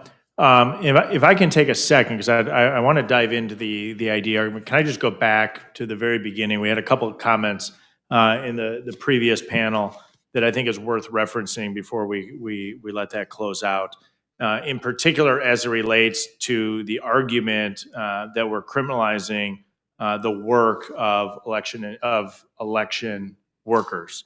As we know, underlying in U.S. code that we're amending, that there is a mens rea requirement that an individual would have to knowingly and willfully do an action. So that means that someone would have to knowingly attempt to defraud the government by intentionally registering a non-citizen to vote. So you'd require that that individual would know that the registrant is a non-citizen. And so the fear-mongering and the comments that can exist in this space, I think are misplaced. If I can clean up one other item that I think is relevant for the record before we ultimately get to a close, is discussion of the markup. As we know, the underlying SAVE Act, this is an enhanced SAVE Act because it picks up photo ID, that did go through the regular markup process in 2024. Obviously, it came through the House earlier through the initial procedures at the very beginning of this Congress, but there was robust debate on the bill. But let's go back to your photo ID requirement, if I can, Ms. Houchin. Photo identification is standard in Americans' lives across the board. It is incredibly commonplace. 36 states require photo identification to vote. We are looking at the minority of states that make a decision to not put in place common sense photo identification requirements that are needed. And I think it is a burden. It is not a burden that would be placed of any substance, but it is significant to enhance election integrity. Thank you. And just to be clear, it is already illegal for non-citizens to vote in the election, but no proof of citizenship is required in many states. No proof of no proof of identification is required in many states. Is that accurate? That is accurate. So I support the SAVE Act. Is there anything else you'd like to cover, Mr. Stile? But I think your last question brings up a really important point, and this is a topic we hear time and again, where individuals will say, but it's already illegal for non-citizens to vote in U.S. elections. That's accurate. This bill is about enforcement of the law. And so you could go to many states around the country and you could say, well, what's the speed limit on the interstate in your respective states? 75, 70, 65. This is about enforcing the speed limit, right? They're two very different things. You can put up a speed limit sign and let everybody know the speed limit in the state of Indiana is 70 miles per hour. It's a whole nother ballgame to say that we're actually going to enforce the speed limit in the state of Indiana. And so it's, yes, the underlying federal law is that non-citizens cannot vote in U.S. elections. The Save America Act is about enforcing that by putting in place citizenship verification at the point of registration. Yeah, I appreciate that. And I just would like to note, as of May 2023, the Virginia Department of Election officials have removed 1,481 registrations from its official voter rolls with a reported reason for removal due to non-citizen status. Of those non-citizens who were removed, 335 individuals, or 22.6%, had cast a ballot in Virginia elections over the prior 4 years. In total, these non-citizens cast over 800 ballots. In response to inquiries, the Virginia Attorney General's office said it had no prosecution records related to this illegal voting, even though voting illegally is a Class 6 felony in Virginia. Thank you, Madam Chair, for your indulgence. I yield back. Thank you, Ms. Houchin. Ms. Leisure Fernandez, you're recognized. Thank you, Madam Chair, and thank you to our witnesses for engaging in this debate. And I do recall being on the House administration with the now chairman and how he was constantly opposed to any federal laws imposing on the states anything with regard to voting rights. So it's wonderful to see the change. Not really great. It's not wonderful because it's really sad what this is about. Can you take out your driver's license? You're in, and Mr. Scott has his out. If you took yours out, I'm looking at mine. And what we're talking about here is, does your driver's license tell us where you were born? It does not. Does it? No, not in the It state of does not. Wisconsin. Mr. Scott, yours doesn't either. Because what we're talking about is registration. And you cannot use this ID to register to vote under your bill. Is that correct, Mr. Tyler? You could not use your ID. That would be an accurate statement. But you could, for example, if you were in the state of North Dakota. So if somebody here was in this. But I'm asking, so no, in many Wisconsin, states, you could not use that ID to register to vote. But Ms. Chairman Stiles, do you have a passport? I personally do have You a do have a yeah. passport. I'm part of the roughly 50% of Americans. that You're hold a roughly passport. 50% of Americans have a passport because you travel. About 50% of Americans don't travel internationally. They don't have that money. Is that right?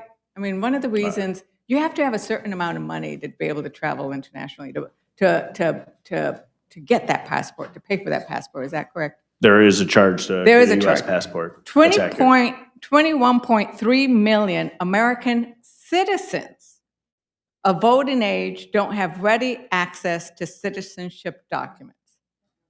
Does that sound about right, Chairman Stiles? I don't have that data in front of me. Do you Well, have a if you source said- of that data you'd like to share? But if you said 50% don't have ready access to passports, I will, They're two very different topics, of course. but that's one is. One form One of form, citizenship verification That's a lot in of the bill people. is a passport. Yeah.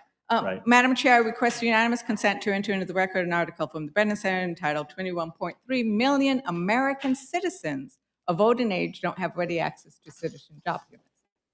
Objection.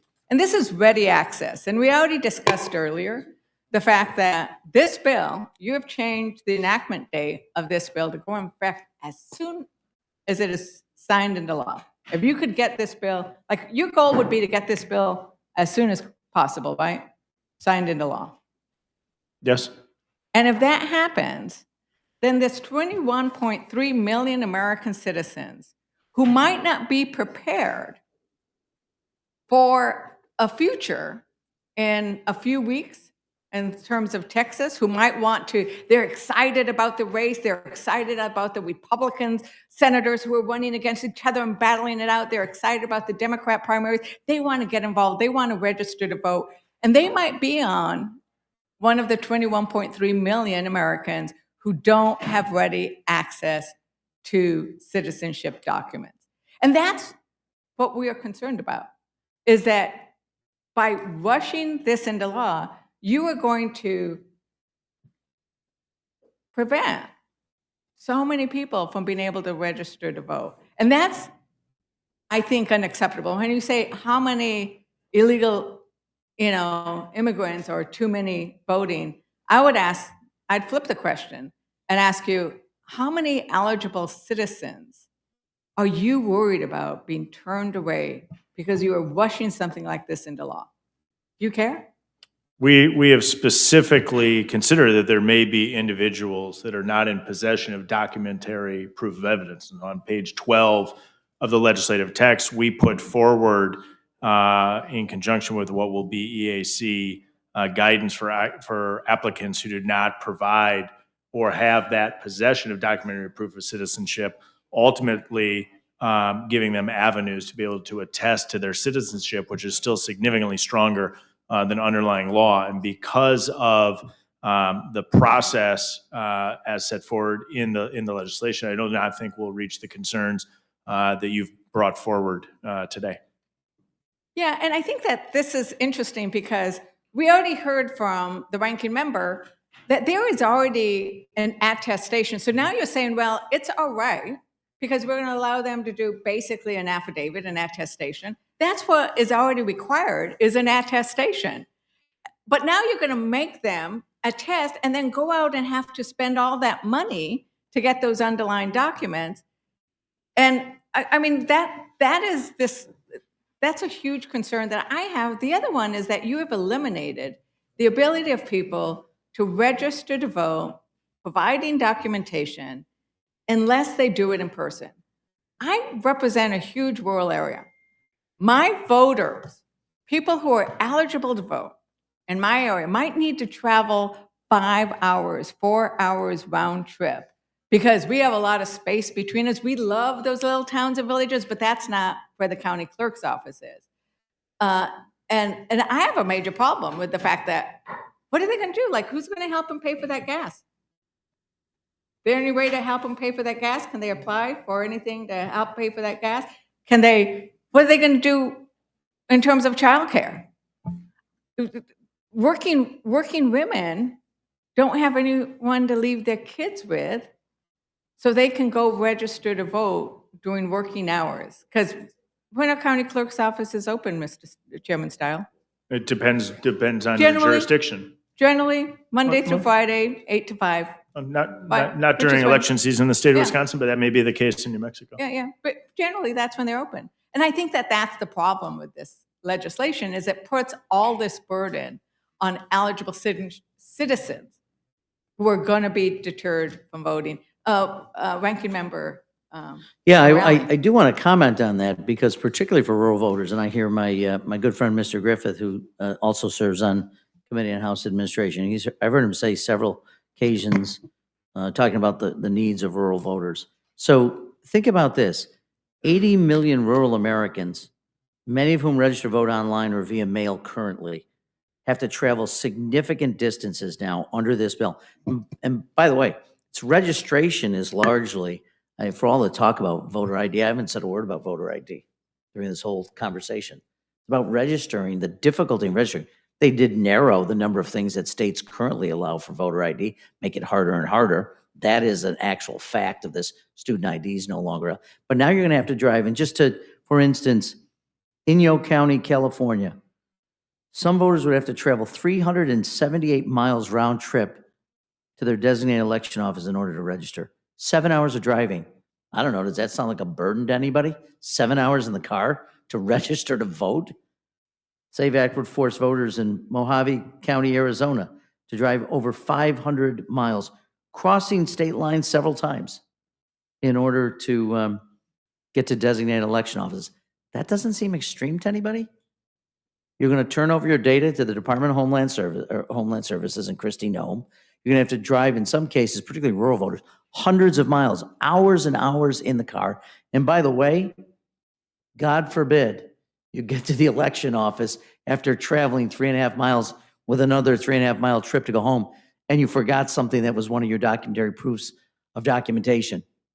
God forbid, because that means you can't exercise your God-given inalienable right to vote as an American citizen. That's like, this is the party of small government. This is the party of rural voters. This is the party of participation. Really? I just mention all this. It is, to me, everybody glosses over that and wants to talk about voter ID. I haven't said a word about that. But think of these barriers. Think about, and then giving Homeland Security access to private voter information. Boy, that should be enough to just get everyone to have real concerns about this bill, which was not marked up in committee. Right, and the whole issue, because this bill doesn't sit here in a vacuum. This bill sits here with the statement that you made. Because what Trump asked for is Republicans to nationalize our federal elections. Trump asked and suggested that ICE officers, masked ICE officers with guns who've already killed citizens, are going to show up at our polling places. People are terrified. People are terrified of this. And it is called voter suppression because it doesn't exist in a vacuum. And the reason that people are worried about our election integrity is not because there's been widespread fraud, because as my colleague said, fraud gets prosecuted. It gets prosecuted. And interestingly enough, it tends to be more Republican than Democrat from some of the cases that we've seen. But they're worried because your president and your party have spent a long time denying elections and saying that he won places he did not, asking to find votes. This fits within a moment of time where there is an attack on elections and on election integrity. And you know, the thing is that Republicans keep lying to the American people, right? They keep telling us that somebody who was holding a phone was going to massacre ICE officers, even when we saw it with our own eyes. And then they want to blame immigrants. And we've already said immigrant voting is statistically meaningless. But what they are afraid of is the people who are going to vote. Republicans are afraid of the women vote. They're afraid of the people of color, of working families, and even given the tariffs that are beating people up and that Republicans are going to vote for, or maybe not in the rule, they're going to vote for tariffs. When Republicans vote for that rule tonight, they're voting for tariffs, and Americans don't like it. And instead of Republicans changing their policies, they're going to change the rules of who gets to register to vote and how expensive is it and how difficult is it. And that's different than using this ID to go and vote. This is about registering to vote. And I think that really is the key thing. Representative Ranking Member Morale, I am the last Democrat on here, so I want to give you a chance. Is there anything that you've heard that you want to clarify? Well, I thank you, and I appreciate the debate here, and which I'm sure will rage on. But this is ultimately making it extraordinarily difficult for millions of Americans to vote. You know, in some cases, you'd have to take a plane in Alaska just to register to vote because there's no other way to get to your polling place. 15 million rural Americans would have to travel to register an average of 259 miles to register to vote. 4 hours and 30 minutes. I don't know about anybody else, but that seems to me to be an extraordinary burden to be able to avail yourself of your right to participate at the ballot. So we're going to continue to highlight this and urge in the strongest terms that members reject this. Thank you very much. And with that, Madam Chair, I would just like to point out that I have a chart here that's not dated. Otherwise, I would enter it into the record because it shows that in state after state after state, when there is that red line, it's because we are imposing more restrictive requirements on the states for registering and voting. And that's what they are. They're just making it harder. They're making it more expensive. They're going to charge you more for your right to vote. And with that, Madam Chair, I yield back. Thank you, Ms. Lesher-Fernandez. Mr. Roy, you're recognized. I thank the Chairwoman. Lots been covered, and I appreciate it. Chairman Stiles, I want to thank you. Thank you for your leadership on this. Thank you for your work on the mega bill, which I know there's other provisions we want to talk about in other times. And I thank the staff, your staff, for their hard work on this piece of legislation. Just a couple of things. I mean, look, we've covered most of this already, I think, in the back and forth. But the one thing that I want to reiterate, and just Chairman Stiles, get your thoughts on this, and then yours too, Ranking Member Morelli, is that currently states are prohibited. Okay, I just want to stop for a second. Currently, under current laws that's been applied through the courts, states are prohibited from being able to check. And a state like Arizona, for example, is running parallel systems, right? A system for state and local elections wherein they check citizenship, and federal elections where they do not because of that interpretation. Am I correct in that assessment, Chairman Stiles? For almost every state, with the exception of states that are not covered under the NVRA, and we've actually seen Wyoming implement citizenship verification recently. They've run an election under citizenship verification functionally operating in a very save-like way, but the overwhelming majority of states do not have the ability to confirm citizenship verification because of laws passed by Congress, which is why this is so important. Right. So given that, we're trying to correct that issue, right? And then, of course, in doing so, we're also making certain requirements around it because we believe it's important to have a standard system nationwide. Is that a fair characterization? Very good. One of the underlying issues, of course, and I'm not going to go through the reams of examples, but there are reams of examples that I know your committee's addressed on. Many of us have talked about in other debates in committees.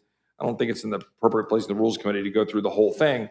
But the examples of cases where individuals have in fact voted who are here illegally present, where there's been prosecution of said individuals, where there have been significant discrepancies in voter rolls that have taken a lot of work to clean off the voter rolls and demonstrate that there are people in the voter rolls who are not citizens, and that this issue is a continuing issue. And there's here, for example, I've got a list of over 100 documented cases of aliens voting in American elections. And one in particular that caught my attention was this case with Ian Andre Roberts, who was serving as the Des Moines, Iowa school district superintendent at the time of his arrest. He was found was a registered voter in Maryland despite his illegal immigration status and long criminal record. And I can go through it. You know, he fled from ICE officials, tried to hide in a bush. He illegally possessed a loaded handgun and a knife at the time of his arrest. He had a long rap sheet. Go through the entire rap sheet, from narcotics to weapons possessions to reckless driving and other issues. And this individual is a registered voter. Now, there's other examples, and I can go through those examples of specific examples, but the large number of people that are on voting rolls who are not citizens that we're trying to reconcile, and in fact, states are limited and prohibited from doing so in many respects. Would the chairman like to address that for the need for the legislation? Well, I think the Ian Roberts example is spot on. I mean, you have an illegal citizen, an illegal alien who's residing in Maryland registers to vote before he even gets into the other legal trouble. He actually pulled ballots in the state of Maryland. I think that is really an important piece of information to know. And then further, under federal law today, it's a simple check the box if an individual to confirm on a voter registration that an individual is eligible to vote, that they're a U.S. citizen. And there's discussions of whether or not some of these non-citizens are doing that inadvertently, whether or not that they're doing that maliciously. But a large number of states are issuing driver's licenses to illegal immigrants. And after we have President Biden allow millions of individuals into the country illegally, as those individuals go and obtain driver's licenses in some of our bluest states, we have really increased the risk that we've identified. And that's why your bill, the Save America Act, is so absolutely essential. And it's gone through it. I think Ms. Houchin went through it. I think perhaps Ms. Fishbach went through it. But the claims of the barrier for married women, and you went through it in your recent engagement, and that what you guys are going to be dealing with. We believe that the SAVE Act, as it was passed previously twice on a bipartisan basis, both times, addressed that in a way that did not leave any problem or concern for married women. They'd be able to address the issue, and state law, as you pointed out, is more than flexible across the country to be able to deal with those issues. But at an abundance of concern, right, we added a provision in here to try to make sure there's no ambiguity. In other words, to clarify and ensure that there's additional procedures. Same thing I might add with our men and women in uniform. That we believe that they were covered under UOCAVA, that they would have been in a place where they would have been able to handle this with military IDs. But we made very clear here to say, hey, it's not going to apply under UOCAVA in this iteration of the bill. Anything you want to expand upon to make sure I haven't missed anything on those issues? No, I think you lay it out really well. We are incredibly explicit to make sure that an individual who's changed their name has the ability to go and register to vote. We want those individuals to register to vote. And if we are looking for a parallel in this structure, if an individual goes from one state to another and wants to sell their car and they've had a name change, every state in the country has a process for this. We don't hear Democrats concerned that an individual who went and changed their name and wants to sell their Chevy is all of a sudden has this massive challenge in front of them. Every state has a process. You can go through every single state represented on this panel. I went through and pulled it up the Department of Motor Vehicles in each respective state. It's a simple process you would go through, and it in many ways mirrors the work that would be done for an individual to register to vote, completely manageable and very straightforward. Last area, I think time's going on here a little long, so I'll try to wrap up. Someone said earlier, we're talking about the voter ID issues. I'm correct, it's like 36 or 37 states, I think 36 that have voter ID already, correct? 36 states have voter ID. Right, and student IDs are often issued to non-citizens and non-residents. It's one of the issues we did want to address and we were concerned about, right? That's an issue, and that we did specifically want to address that in the bill, correct? Absolutely.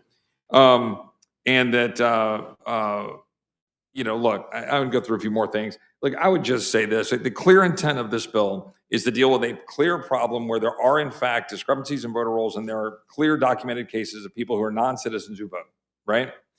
And it is an overwhelmingly popular issue, as the chairman has laid out. 80+% support across the bipartisan, across various ethnicities, backgrounds, poor, rich, rural, urban, overwhelming support among the country for voter identification, and that only American citizens vote. Does the gentleman agree? Absolutely, because it's common sense. And the clear intent of the legislation, and that we've tried to bend over backwards to ensure is clear, is that there be no burdens on people, maybe some burdens on states to get their voter rolls right, but to ensure that American women can vote, that there's any issues with their names, they can deal with it for the very narrow and small number of people for whom that might be an issue in the timing, that there's affidavit process, and that there's an issue that our men and women in uniform are covered. And therefore, it's a straightforward piece of legislation to simply say, show up with a voter ID like 36 states already do, show your voter ID, vote as a part of your civic duty, ensure that you're a citizen. You don't have to deal with the citizenship issue until you have an event, marital event, you move, you change like anything else. And we've tried to make sure that everybody's covered. Is that a fair characterization of our intent and what the bill does? Very fair. I thank that, and I yield back to the chairwoman. Thank you very much, Mr. Roy. Mr. Griffith, you're recognized. Madam Chair, I feel like I'm in that spot where everybody's already said everything, but they just haven't said it the same way. Is there anything, Mr. Stile, that you would like to add?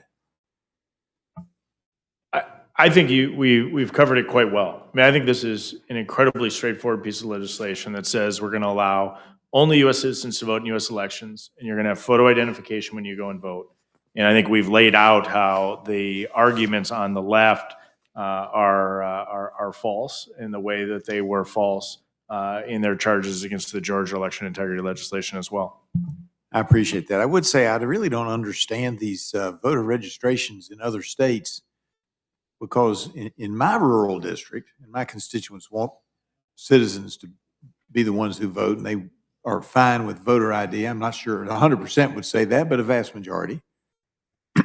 But they hold, the registrars and their deputies hold registrations at all kinds of events in the rural parts of the districts. And so, yeah, the bill doesn't say you have to go to the one voter registration office in the state of Alaska, does it? It says you have to be registered with the registrar, doesn't it? That's accurate. So all those voter registration things that the registrars do, it's part of their job going around the rural parts of the district. That's still allowed, correct? Absolutely. Wow, because that wasn't the impression I got from some of the questions from the other side. But I do appreciate that. I also thought it was interesting as I was doing a little research over here, and maybe AI's got it wrong and the internet's got it wrong, but to get a real ID, which most of us now have on our driver's license, you can give a passport, but that's the alternate. The first line, even if you're lawfully in the U.S., is a birth certificate. Fascinating. I yield back. Thank you, Mr. Griffith. Gentlemen, I believe that completes the number of people wishing to ask you questions, and seeing no other people who want to ask questions, we appreciate your coming today, and you are excused.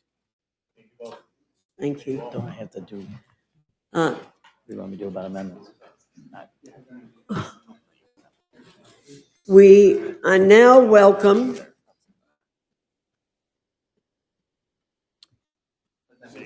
All right, thanks, Benny. Mr. Clyde, Ms. Johnson from Texas, who was here earlier, Ms. Sewell and Ms. Torres. And Mr. Morelli is going to be staying, I understand.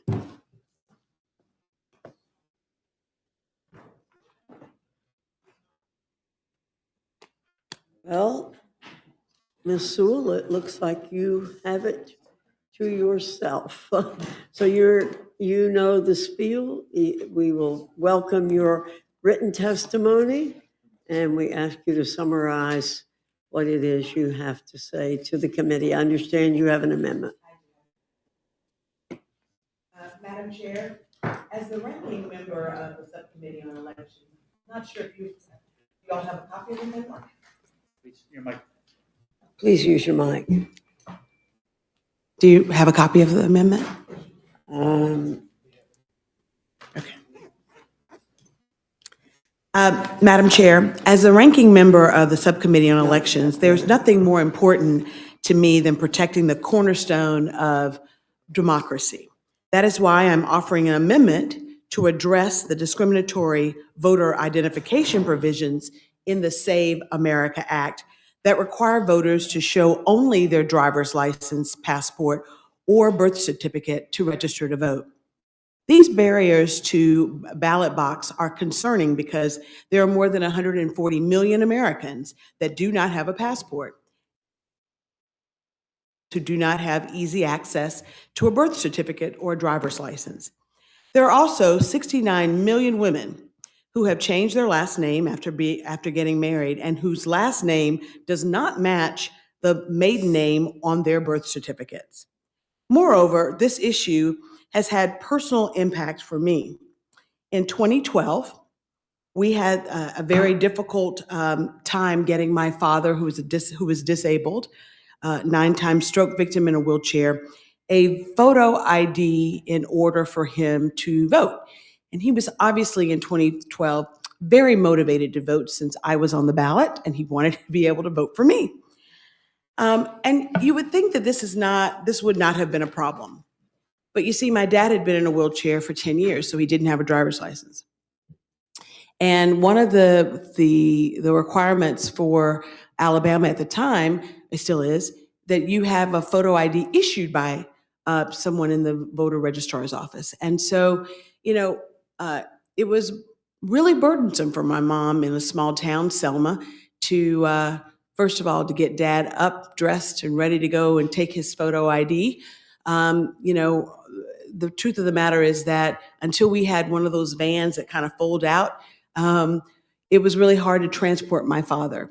But nevertheless, we were very blessed to have a wonderful home help, got my dad dressed, and off they went to the courthouse. The courthouse is an old courthouse, and it did not have to adhere to the American with Disabilities Act. So there was no ramp to get my dad into the courthouse. And so we waited about 45 minutes until some gentleman helped my mom lift my dad's up and put him 4 steps onto the courthouse. And when we got to the elevator, my mom said, had a big old sign that said, out of order is what it said. And so then my mom, now mind you, this is a small town. My mom had been on the city council. We were blessed to have people who were trying to assist my father in getting this photo ID. Let's just say by the time we were able to get my dad to the second floor, it was lunchtime. It took what most people would say 20 minutes, 30 minutes to get a photo ID from the Board of Registrars in Dallas County. It took my dad and mom 4.5 hours. I say that because not all IDs are easy to get. And, I want to set the record straight. I, as a Democrat, believe that you should be able to show some form of identification in order to get the ballot. The question is, what kind of identification? And I think the biggest problem that so many of us have is that laws like the SAVE Act restrict the ability to have IDs. And so what my amendment would do would address this issue by creating an extensive list of documents that a person can use to verify their identity, like a valid mortgage document, a bank statement, a utility bill, a Medicaid, Medicare, or SNAP card, and yes, a student ID. I believe that the right to vote is so sacred and so important and so fundamental to our democracy. Those of us as citizens must have an opportunity to vote. And so the reason why so many of us disagree about the SAVE Act is that you're limiting those to like 3 things. And those 3 things are not things that everybody has.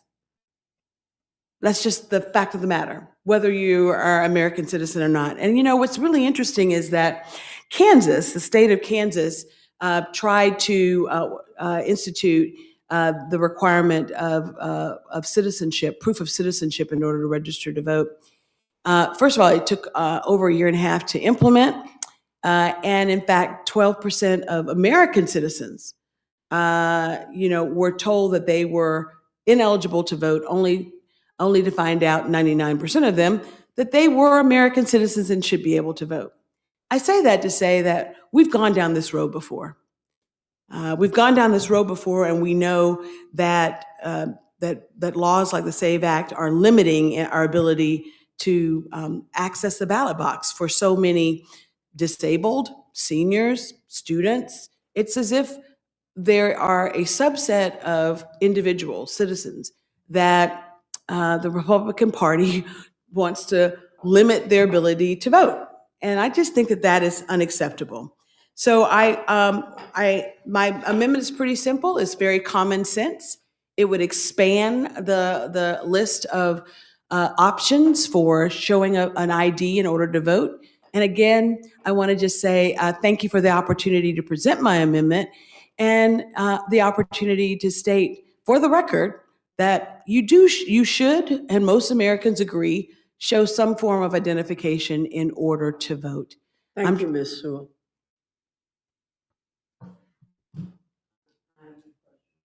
Mr. McGovern. Well, I have a radical idea. Since we're talking about voting, we should allow members of Congress to vote on amendments, which is something we don't do anymore under this leadership. And I think your amendment is not only reasonable, but I think it makes a lot of sense. I mean, I don't know. At the beginning of this hearing, I asked the chairman of the committee, I pointed out to the chairman of the House Administration Committee that, I mean, there's lots of changes that have been made to this underlying legislation over the last week, but it hasn't gone through a full markup or a full hearing process in the Committee of Jurisdiction. And one of the changes that they made was that all the awful things in this bill weren't supposed to take effect until 2027. They're now saying it has to take effect in this election. I mean, we have primaries coming up in a matter of weeks. I mean, is this serious? I mean, are these states supposed to be able to adapt to this and all the requirements in a matter of weeks? Of course not. But what, and if people are worried about Americans losing confidence in our election system, you know what? My Republican friends ought to look at Donald Trump. I mean, I asked the chairman of the House Administration Committee, who was sitting here, a number of times. I said, Donald Trump, this last Friday, said, that even though he lost Minnesota 3 times in a row, he said he won it all 3 times. And I asked the chairman, did Trump win or lose Minnesota? And he couldn't answer. He couldn't give me a straight answer. Why? Because Republicans are afraid out of their minds of this president, and they constantly cave into his bullying tactics. I mean, the challenges. I mean, there's all kinds of challenges with. I mean, people who don't have transportation, people who can't. There's not an easy place for them to get to register to vote. Working people. I mean, I look through all the cities and towns in my district, and the hours of the town halls are very, very different. And especially, when it comes to post 5 o'clock, even as we're leading up to an election, I mean, it varies from place to place to place. So that means people have to take off from work. Mm. You know, I mean, it means people have to get a babysitter for their kids. I mean, plus the IDs that are being required are going to cost money. I mean, childcare costs. I mean, this is, but the idea that all this is going to be required of states to adhere to,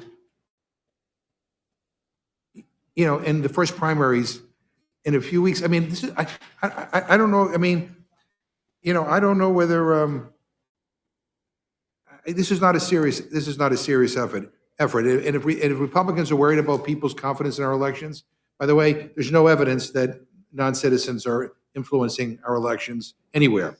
I mean, there's been a gazillion investigations. We do have Donald Trump on record calling the Secretary of State of Georgia, asking him to find 11,700 votes. So we know that. But this, you know, I know you lead the pilgrimage to Selma, and on the Civil Rights March and the Voting Rights March. This is eerily similar to the discussions that were happening in the 50s and 1960s. This is about voter suppression, and they know exactly what they're doing. But I know. Are you going to? Mr. Relly? Okay. Why don't you go, Mr. Morelli? Then I might have a question for you. Yeah, I was just going to say, Mr. McGovern, if you would yield I'll yield. 5 minutes I'll yield. to Mr. Morelli to present and explain his amendment. Yes, thank you. Thank you, Madam Chair. In place of the odious Save America Act, I would offer as an amendment the relevant portions of the Freedom to Vote Act, the most pro-democracy legislation since the Voting Rights Act of 1965, where the Save America Act would block American access to the ballot. The Freedom to Vote Act will expand automatic voter registration and same-day registration, where the Save America Act would create massive hurdles to voting. The FTVA would set a national standard for no excuse vote by mail for every eligible voter, where the Save America Act would prevent millions of Americans from registering to vote at all. The Freedom to Vote Act will protect the integrity of our voter registration list by prohibiting unlawful and faulty voter purges. Save America Act will make it harder to vote. The Freedom to Vote Act will expand early voting by requiring states to offer early voting at least 2 weeks prior to Election Day. The Save America Act does nothing to ease access to the ballot for people who may need additional assistance. The Freedom to Vote Act will protect access to the ballot for individuals with different physical abilities. And unlike the Save America Act, the Freedom to Vote Act will make Election Day a national holiday. The Save America Act worsens the crisis of intimidation against election workers. The Freedom to Vote Act will crack down on the violence and threats against election workers and officials who have remained in constant danger since the former president, the current president, and his allies targeted several public servants with threats and harassment. So American democracy is in peril. Only the Freedom to Vote Act will defend our republic against those who are actively seeking to undermine our election integrity. Did you want me to go to the second amendment, or do you want me to? Okay. We say go. I have just one additional amendment that I'd like to offer. And as a firm believer in the need to do more to enhance our fellow citizens' trust in our government, I'm also a believer that the way to do that is by holding ourselves to a higher standard, not by disenfranchising eligible voters who want nothing more than to participate in our democracy. As such, I offer an amendment today, the Restore Trust in Government Act, building upon the very good work done by our colleagues, including one of the members of this committee, which would ban members of Congress and the president and vice president from trading stocks. It's clear the majority of Americans believe it is time to end the practice of members of Congress, the president, and vice president from trading individual stocks. The decision of the leadership in this House to move a weak stock trading bill, which does not prohibit congressional stock trading, proves Speaker Johnson's disinterest in enhancing public trust in this institution. Our oath of office demands fidelity to the United States Constitution over personal gain or financial benefit. The discharge petition on this bill has over 170 signatures, nearing the 218 signatures we need to send the stock trading ban to the Senate. I encourage each of you to sign. If we really want Americans to trust us, to trust our government, to trust our elections, we need to root out corruption, real corruption, not imaginary voter fraud, and that's what the Restore Trust in Government Act would do. While we continue to flail and attempt to distract the American people from their policy failures, House Democrats will remain focused on enacting a true congressional stock trading ban. And I urge my colleagues on the Rules Committee to recognize the importance of this moment and make this amendment in order. With that, I yield back. Thank you, Mr. Morelli. I will recognize Ms. Sewell for her next amendment. Thank you, Madam Chair. This amendment would address the reckless voter purges that the Save America Act authorizes. Our democracy functions best when every voter is given an opportunity to participate in the elections. But far too often, eligible voters are removed from voter rolls with little or no notice before Election Day. Keeping voter rolls accurate is important, but it must be done by using quality data and best practices to ensure that the registration of eligible voters are not inadvertently canceled. The Save America Vote Act requires states to purge their voter rolls on a consistent basis without appropriate guardrails, like requiring officials to notify voters before removing their names. Eligible voters could risk learning that they have been removed at the polls on Election Day. Mass voter purges could put millions of eligible voters at risk of being scrubbed from the rolls. In 2024, faulty purge efforts in Alabama, Virginia, Ohio, and Texas resulted in thousands of eligible voters being removed. In my home state of Alabama, an effort was made to remove non-citizens from the voter rolls using data from the state Department of Labor. The data was highly inaccurate, and what we found is that 93.8% of voters removed were indeed U.S. citizens. That's 93.8% of those that were removed. Let me say that again. It means that people who are American citizens were taken off rolls without notice. It turns out that they were American citizens. And this problem is not just unique to Alabama. My amendment addresses this concern by ensuring that election officials maintain a thorough process to ensure that no voter is removed from the rolls without proper evidence. My amendment would also ensure that voters are notified no later than 48 hours from the time of their removal, and they are given an opportunity to contest that removal from the voter rolls before the election. As members of Congress, we have a duty to not only protect the cornerstone of our democracy, but to ensure that every eligible voter is able to participate in our democracy. I urge the committee to make my amendment in order, and I look forward to answering any questions you may have about my amendment. Thank you, Ms. Sewell. I will continue to recognize Mr. McGovern for questions. Yeah, well, let me just, I mean, I kind of feel like we're speaking to a brick wall in this committee. I'll just say to my Republican colleagues, this didn't go through regular order. This is not a good process. Major changes have been made multiple times to this without the benefit of committee consideration. So I would just hope, just out of basic decency, that you would allow these amendments to be made in order so that members could actually debate, and vote their conscience on the House floor. I mean, I don't think that's too much to ask. I mean, again, the Rules Committee has gotten into a rut now where everything is closed. But again, this bill did not go through regular order. And on a subject like this, on a topic like this, I mean, shame on us for kind of rushing this to the floor and to make a change that this has to be in effect in a matter of a few weeks. I mean, give me a break. I mean, this whole process is a joke. I yield back. Thank you, Mr. McGovern. I now recognize Mr. Langworthy for any questions. And now I recognize Ms. Scanlon for her questions. Thank you. I do appreciate the ranking member and Mr. Morelli pointing out that Congress should be voting on a few more bills here. We should be voting on bills to repeal tariffs, but the Speaker is trying to block that. And we should be voting on the stock trading ban, but the Speaker is trying to block that. So we're having a breakdown in congressional process here. I think both have very strong chances of passing if we could just get them to the damn floor. I really appreciate your testimony, especially Representative Sewell, because you've been so deeply engaged in the issue of voter ID. And while obviously we want citizens to vote, the types of strict voter ID that we are seeing in this bill will impede citizens from voting.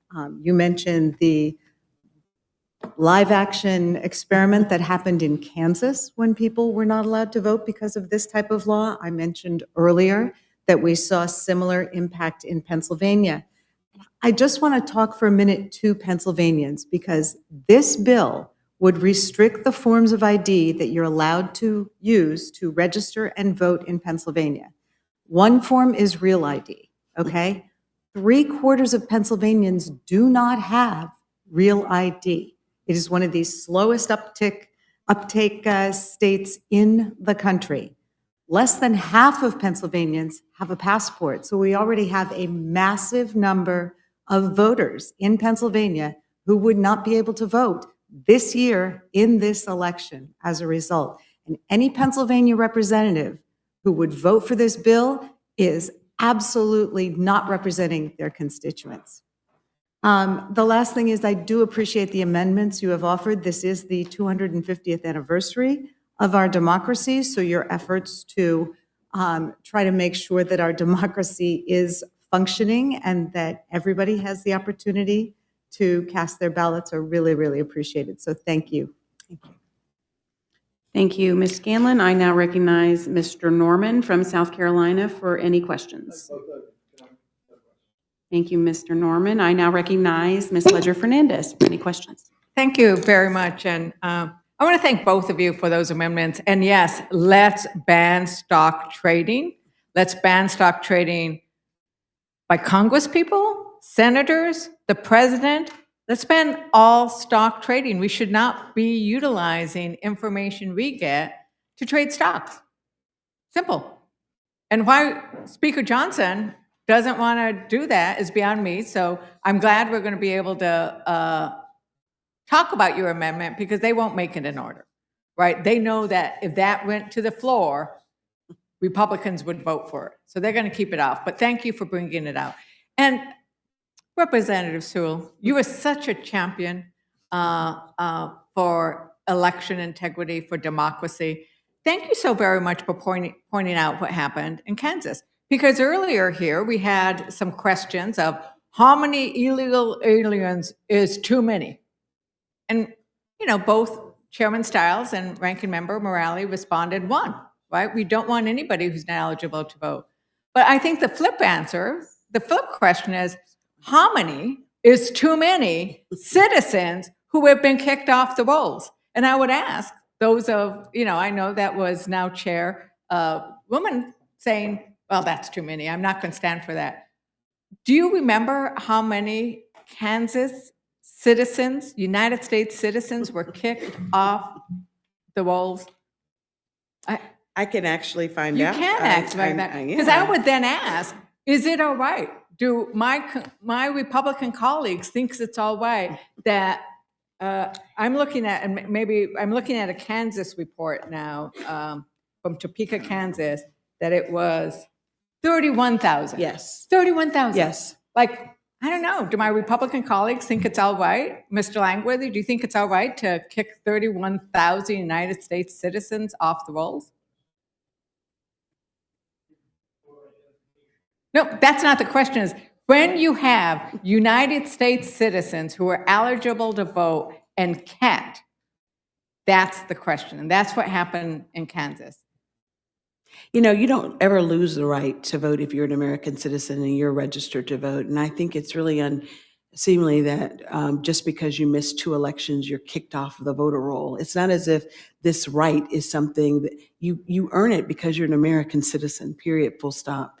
And, you know, I can tell you that I've had lots of constituents who really moved a lot and, you know, and had some problems with that and may have missed an election or 2. And the fact of the matter is that they were kicked off voter rolls, and many of them without giving notice. Right. And so it's I think that the reason why I chose that amendment is because, you know, it's not fair you should be given an opportunity to know that you've been kicked off the rolls, an opportunity to explain or to challenge that before the election. Right. So the 31,000 eligible United States citizens who were otherwise eligible but couldn't register, because this is the issue here about registration that we talked about. They could not register to vote. because Kansas had passed basically the SAVE Act. Kansas passed the mini SAVE Act. And it was, I'm going to quote here, it was a political fiasco. It was overturned by the United States Supreme Court. And their own elections officer, a Republican, said Kansas did that 10 years ago, commenting about the SAVE Act.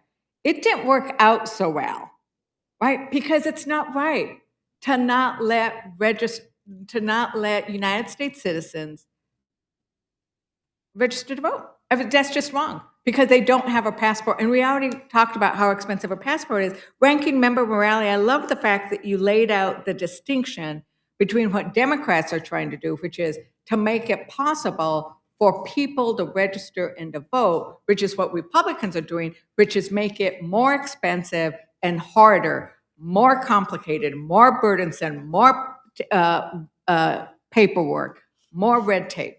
That's what the two different bills highlight.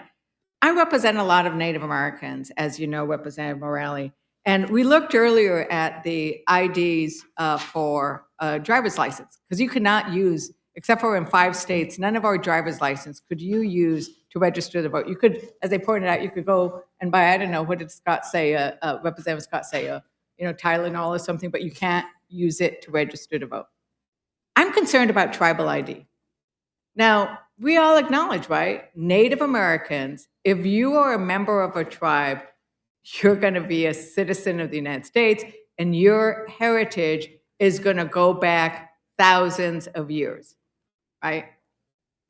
Representative Chairman Cole sat there and said, we shouldn't be putting them in ICE detention. Well, we should also make sure that they get to vote. Ranking Member Morale, could a Native American use their tribal ID, which demonstrates that they are an enrolled member of a federally recognized tribe, to register to vote under the SAVE Act? Under the SAVE America Act, requires Americans attempting to register to vote show a form of identification that shows the applicant was born in the United States.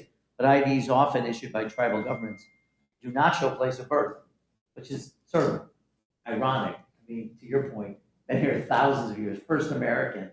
The fact that the SAVE America Act effectively bars Native persons from using their tribal ID, I mean, if that's not laughable, I don't know what is. Studies have shown Native people have a disproportionately harder time obtaining the additional documentation they need to present alongside their tribal ID, including birth certificates. And I've spent time in your beautiful state, in your community, meeting with the tribes to talk about their challenges in registering, their challenges in getting to vote. And honestly, it seems that part of the point of this is to disenfranchise millions of Americans, including millions of Native voters. So it's discriminatory. It's just a disgraceful effort to disenfranchise First Americans. Right. I mean, in a tribal ID, by your nature, you're a Native American, you're born in the United States, or you cannot get that tribal ID. You cannot get that tribal ID unless you are descendant, unless you are a child of another tribal member, period. But the SAVE Act doesn't care about that. And guess what? The other thing about those Native Americans, they live in big reservations and they do not have a county clerk's office on their reservations. So what else are they going to be doing, Representative Morale? Yeah, I mean, and as I said earlier, to be able to be required to drive potentially hundreds of miles to get to a place where you can register to vote in person, and then God help you if you've forgotten or you've gotten the wrong thing. I will say, just for me, New York enhanced real ID, I spent hours getting, because I had my birth certificate, I had my passport, I had my driver's license, but I didn't have my social security card. The card I itself. realized I had misplaced, I didn't know I had to have it. So in order for me to do all of that, I had to go home, I had to make a second appointment. It took me hours and hours. Now, I had to do it because you have to get a driver's license. But if you're put off that much to register to vote, you may say, you know what, maybe they don't want me to vote. Maybe I'm not that. Maybe I just don't have the time, to your point. Maybe I can't get off from work. Maybe I can't travel hundreds of miles to do this in person. I mean, it's so unnecessary. This is your right. This is a right, like the right to speak, like the right to Like the right, sorry, I apologize after that beautiful It was so beautiful. soliloquy that I just gave and no one heard it. Usually, like, our guys are. Ralph in here heard me say it helping out. anyway. But think about fundamentally, these are rights, the right to speak, the right to assemble, the right to worship, the right to free press, the right to have your grievances. They're rights, fundamental rights, and putting people through barriers and barriers of paperwork and difficulties and long hours on the road and having the right paperwork to be able to avail yourself of your rights. Just so wrong. Right, and we're saying if you have that tribal ID, you should be able to register to vote. We're not saying just make it up. We're saying show up with that tribal ID should be enough, right, to register to vote. And Republicans know that it should be enough. They know that a tribal ID should be enough. But they also know that Native Americans tend to vote Democrat. So they didn't make an exception. They could have easily made an exception in this bill for a tribal ID, but they did not. Shame on them. Is there anything else either? Well, it also suggests they don't allow student IDs either. Yeah, which is great. Those are accepted everywhere. Student ID with your picture on it. And they originally barred it from the bill while allowing other forms of ID potentially. But then they struck that because they don't want to allow all the other types of ID either. So couldn't use student ID in the bill either.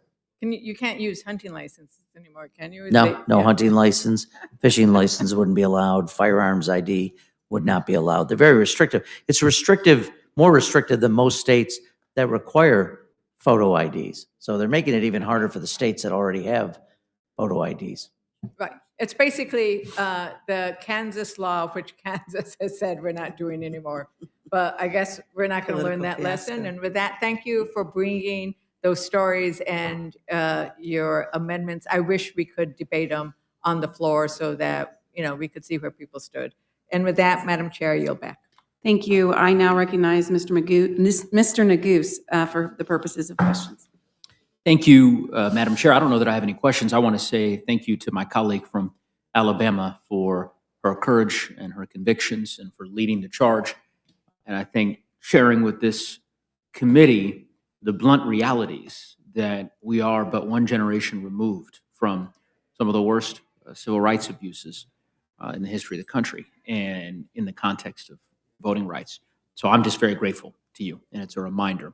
And of course, I'm grateful to the ranking member for his leadership. And I will just say, suppose I do have a question, because I've become now almost myopically obsessed with this exchange that I had with the chairman of the House Administration Committee earlier during this committee proceeding, in part because what is perhaps lost on the American public, but I know is not lost on the ranking member, the House Administration Committee, and of course I know it's not lost on Ms. Sewell either because she's a prominent member of that committee, has plenary jurisdiction over the election of House members. House Administration Committee makes very weighty, profound decisions in terms of contesting, certifying, seating members of the House.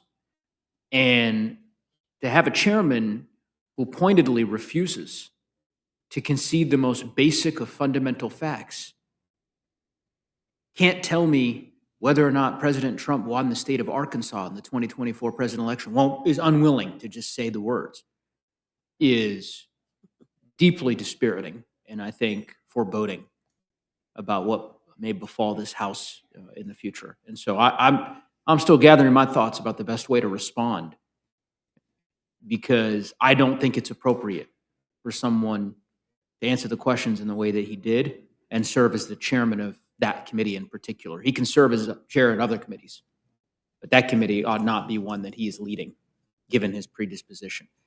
Ms. Sewell, who won the Alabama presidential election in 2024?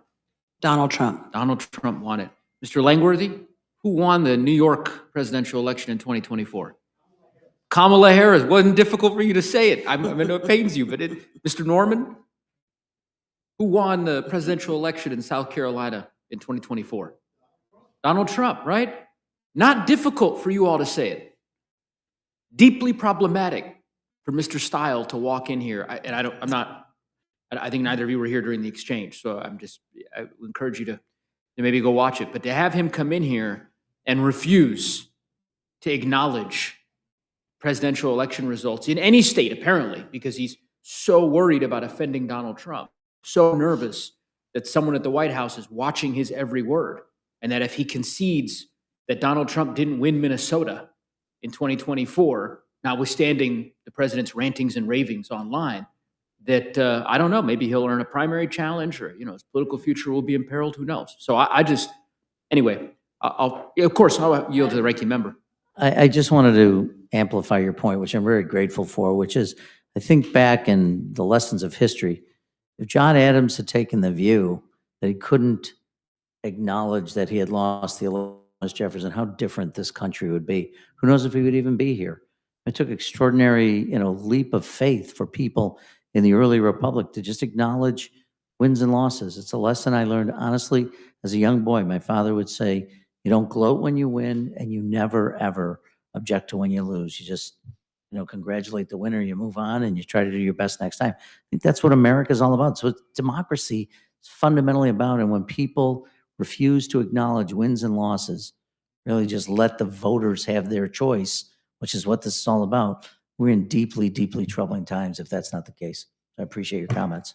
Your father was a wise man, sage insights, and I hope Mr. Stiles is listening. I yield back. Thank you. Is there anyone else seeking to testify on S 1383? Seeing none, this closes the hearing portion of our meeting. Thank you to the witnesses. Madam Chair, what time are we going to reconvene? Oh, you're going to. Do what? Oh, yeah. So we will be in touch on when we will return, and hope to report immediately after the next vote series. And that's at 8:30, right? 8:30. Yes, I'll hold sir. my breath. Hold your breath. Don't hold your breath. Thank you. Without objection, the committee stands in recess, subject to the call of the chair.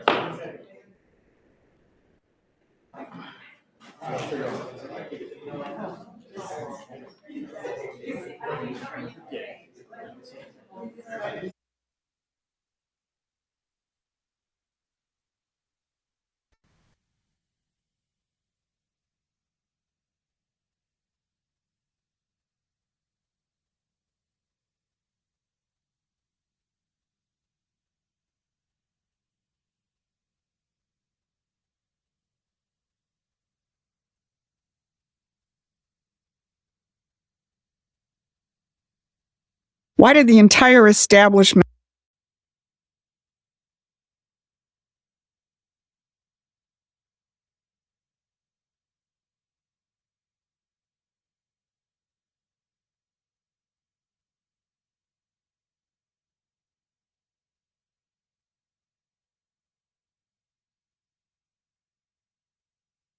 lose its mind over 2 seconds in a Trump retruth? It wasn't because of a racist meme.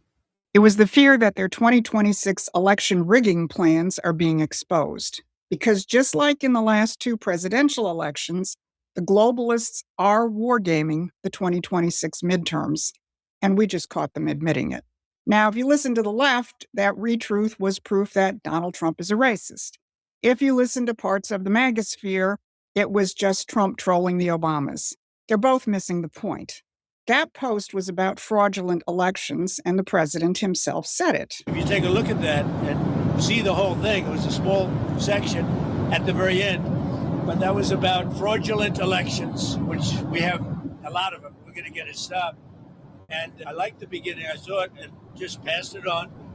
And I guess probably nobody reviewed the end of it, because what I saw at the beginning was really, really strong. It was about fraudulent elections. And anytime I see that stuff, and when it's credible, you put it up. But somebody slipped and missed a very small part. The reason the establishment went into overdrive wasn't the 2 seconds they played on loop. It's because the Trump administration is now moving on every front to plug the holes in our election system. From DNI Director Gabbard's role in Georgia, to the fight for the SAVE Act to make sure only citizens vote, to the president's idea that the federal government should run elections in 15 states. Because everything rides on the midterms. The globalists know that if they can't stop a MAGA victory in 2026, they won't be able to stop the American system from coming back. And that terrifies them more than anything else Donald Trump is doing. I'm Susan Kokinda. I've been fighting vote fraud since the Carter election in 1976, when I saw a federal judge rule that our evidence did prove massive vote fraud in New York. But Jimmy Carter still became president. So I know what the score is, and I know that securing the 2026 midterms for Donald Trump is being fought on a much bigger battlefield than most people understand. So if you want to fight on that battlefield, please hit those like, share, and subscribe buttons so we can stay in touch and expand our reach. Here's what I'm going to cover today. First, I'm going to expose the empire's midterm election strategy to delegitimize Trump and his policies before a single vote is cast. Second, how that strategy was already being tested in places like Texas. And third, how the Trump administration's revival of the American system is the weapon that defeats it. So let's go back to that racist post. Because 99% of that retruth was about the 2020 election and how the vote count stopped on election night in key states, and how Donald Trump's lead was then reversed as Democratic votes materialized out of thin air.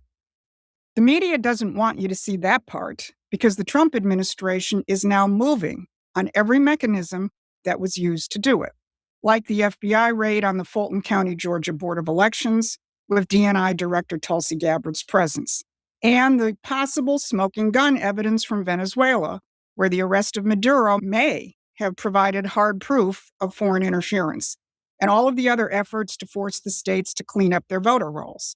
But what has really put the elites into high gear is the president's suggestion that the federal government should run elections in 15 states.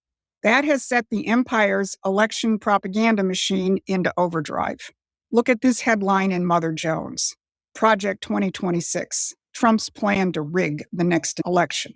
And Amnesty International has just released a video showing a dystopian America, warning of human rights crisis under Trump as voting rights face 2026 midterm threats. Now, I want you to listen to Michael Waldman of the Brennan Center speaking in an interview with The Atlantic magazine. But before you do, let's remember what the Brennan Center did in 2024. It was at the heart of the tabletop wargaming exercises to plot how to deny Trump a re-election victory. And here they go again. The difference now, of course, is for the first time, I think, in American history, the federal government and the Trump administration are actively waging an effort to undermine the 2026 elections. Let that sink in. The Brennan Center is calling routine election security measures an unprecedented effort to undermine elections. Now, Waldman isn't alone in tipping off the globalist plans.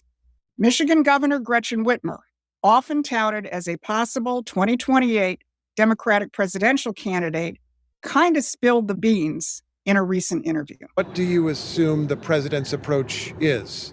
He's talked about redistricting, gerrymandering, but do you assume that the president will be doing more to interfere, from your point of view, with the results? I think it would be a mistake to assume that they're not going to. So I don't know precisely what it is that they might come up with, but we've got smart, sophisticated, savvy people around the tabletop that we will continue to get prepared. Around the tabletop. That's that word again.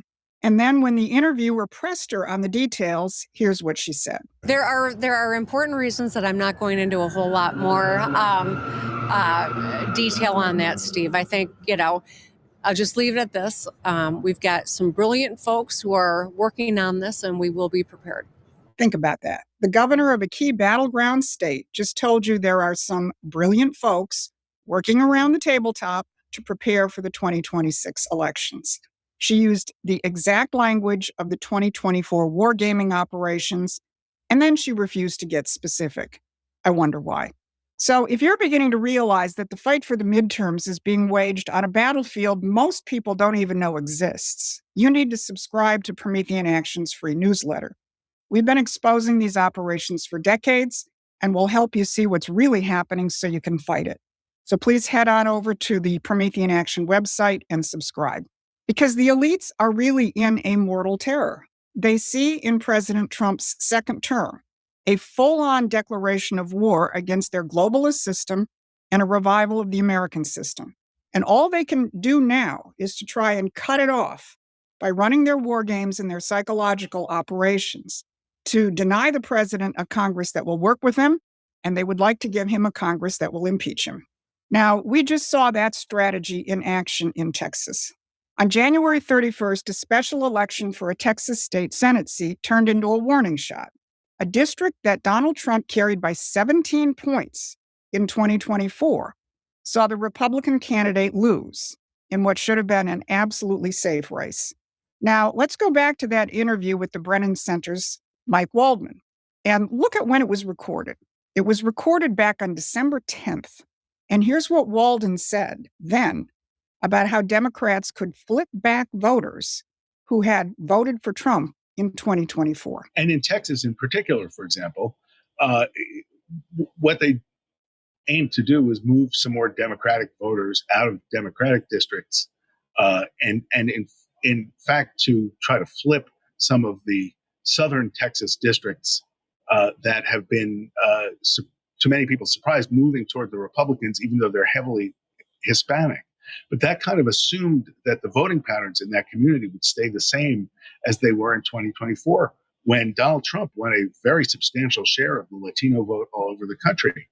The ICE raids, the brutality, and all these other things we've seen seem to be pushing that community back toward, in a sense, more traditional partisan landing spot in the Democratic Party. Did you hear that?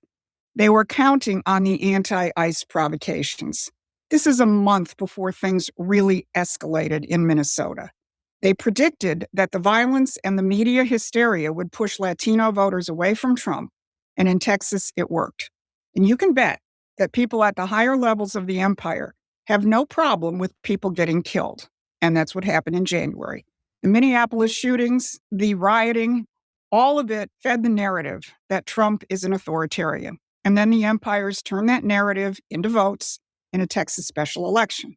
That's how wargaming really works. It's not just about the operational side of stealing votes, as important as that is. It's about carrying out the kind of full-spectrum psychological warfare that traps people in the globalist narrative and manipulates them into voting against their own interests. So how do you defeat that? Well, you put people in the real world of economic growth that is being built by the Trump administration. And here's the irony. In that Texas race, the Democratic candidate talked about economics, jobs, and wages, while the Republican candidate pulled out the tired old Karl Rove Bush playbook on social issues. Think about that. The Democrat stole Trump's economic message while the Republican ran away from it. And it's even worse. Across the country, deep state Republicans are telling candidates to distance themselves from Donald Trump. Here's what a former chairman of the Michigan Republican Party said. Michigan GOP can sweep 2026, stick to issues, avoid Trump. Now that is a losing formula, and it's not an accident because it's designed to lose. But the winning formula already exists, and the Trump administration is laying it out every single day. The winning formula is the American system, and in the past few weeks, the Trump administration has put the globalists on notice. Your system is finished. Last week, Vice President J.D. Vance opened the critical minerals ministerial meeting in D.C. with a frontal attack on one of the key pillars of the British imperial system, their control of raw materials through cartels and their three trade policies. We see telltale signs of a market distorted beyond recognition, one that punishes strategic investment, one that punishes diversification, and one that punishes long-term planning. This is crazy. We should have the kind of global markets, the kind of domestic markets that reward long-term planning, that reward strategic thinking, and that's exactly what we're trying to do. I think every single one of us represented in this room has become dependent on arrangements we did not choose, and right now, arrangements that we cannot control. We all face the same vulnerability: access to the things that protect our people and sustain our way of life. Everything from missile defense systems to energy infrastructure to advanced manufacturing to emerging technologies. The fundamental supply chains that support these industries sometimes can vanish in the blink of an eye without any control or influence from many of the countries in this room. And we in the Trump administration believe it is the business of the government, of the people's government elected just over a year ago to confront such problems. Did you catch that? He said that giving up the ability to develop your own critical minerals is crazy. And it is. Losing control over vital sections of your economy, like minerals and rare earths or food, is a hallmark of imperialism. It gives the globalists enormous power to economically blackmail nations. Now, this administration initiative on strategic minerals, called Project Vault, isn't just for the United States. It's open to participation by other countries. And believe me, the empire doesn't like that. This blow for economic sovereignty follows on the administration's Davos offensive, where the Trump team declared globalization dead. And that came right on the heels of an earlier interview by U.S. Trade Ambassador Jameson Greer.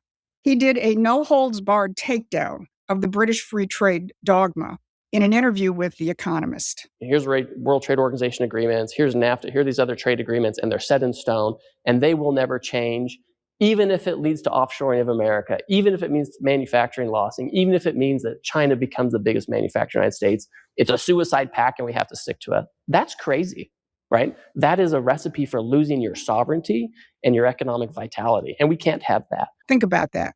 The U.S. Trade Representative just called the last 30 years of trade policy a suicide pact. And he did it in an interview with The Economist, which is the editorial flagship of the City of London. Now, here's the historical context that almost no one is giving you. The policies being talked about by Greer and Vance are an open revival of the American system. The British Empire that thought they had finished off these policies over 100 years ago with the assassination of William McKinley in 1901. President McKinley was the last aggressive user of tariffs, the last proponent of the American system of Hamilton and Lincoln. And after McKinley, we got the Federal Reserve, imperial wars, and the Anglo-American special relationship. That's what's so extraordinary about this moment. The administration's full-on embrace of American system principles actually defines what it means to make America sovereign again. And it is the message that wins elections because it will change people's lives. So let's step back and see what's really happening.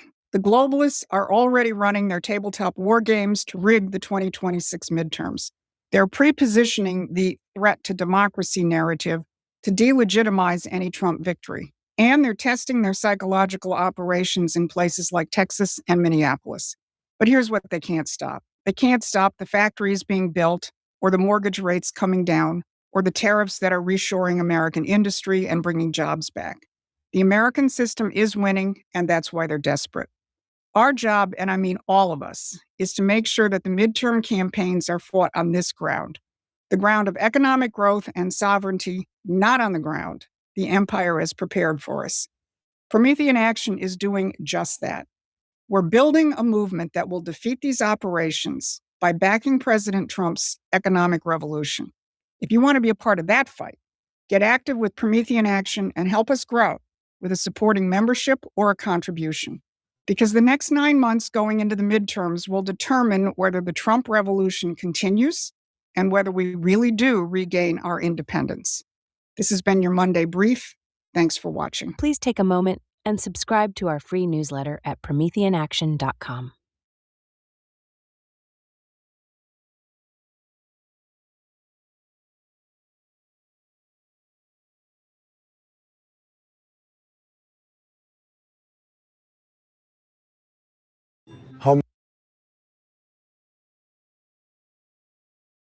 Hey man, did you catch the halftime show the other day?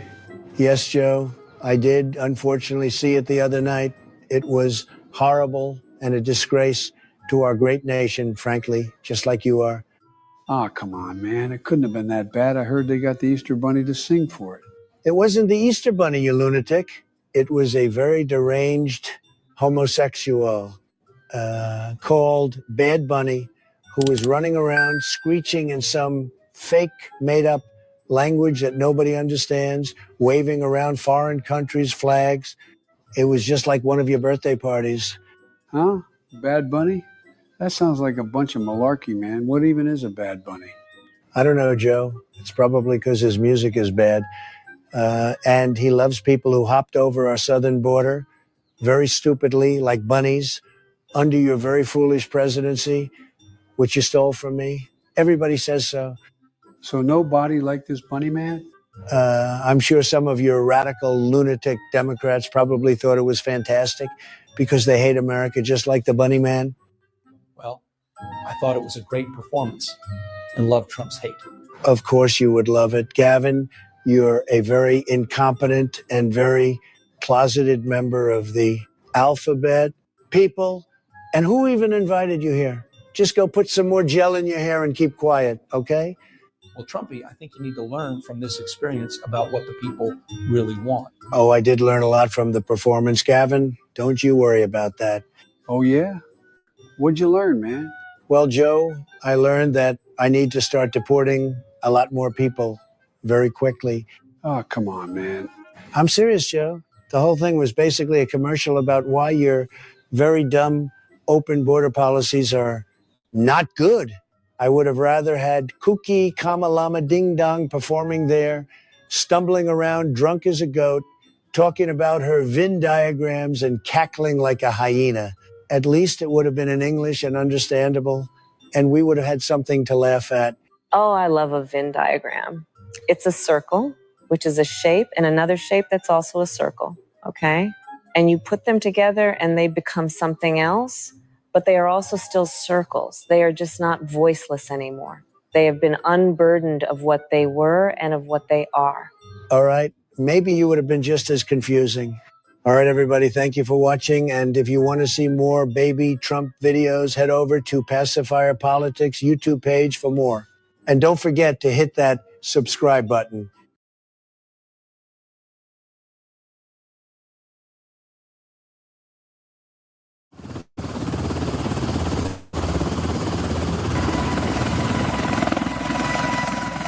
Texas, beautiful state. We're going to the moon for moon rocks. I'm building the Trump Ballroom at the White House, 98,000 square feet, biggest ballroom in White House history, and I need moon rocks for the floor. Mr. President, welcome to Starship. Elon, beautiful rocket. Is it the biggest? Well, technically the Saturn V was. Wrong. This one's bigger. I can tell just by looking. I have the best eyes, 20/20 vision, possibly 20/15. Right. So mission parameters, collect 4 tons of lunar regolith for your ballroom floor. 4 tons, maybe 5. The floor is 12,000 square feet, and I'm bringing my clubs, a presidential golf set, gold-plated, and if there's time, I'm hitting a few balls. Sir, every pound counts. The clubs are coming, Elon. Non-negotiable. I'm the first president to golf on the moon. Historic. Fine. I've programmed the landing coordinates for Copernicus crater. There's good rock specimens there. Perfect. I brought mining equipment. Gold-plated shovels. Let's go. T-minus 10, 9, 8. I love countdowns, New Year's Eve, NBA shot clocks, angry parents yelling, get over here in 3, 2, 1. Classic. 3, 2, 1.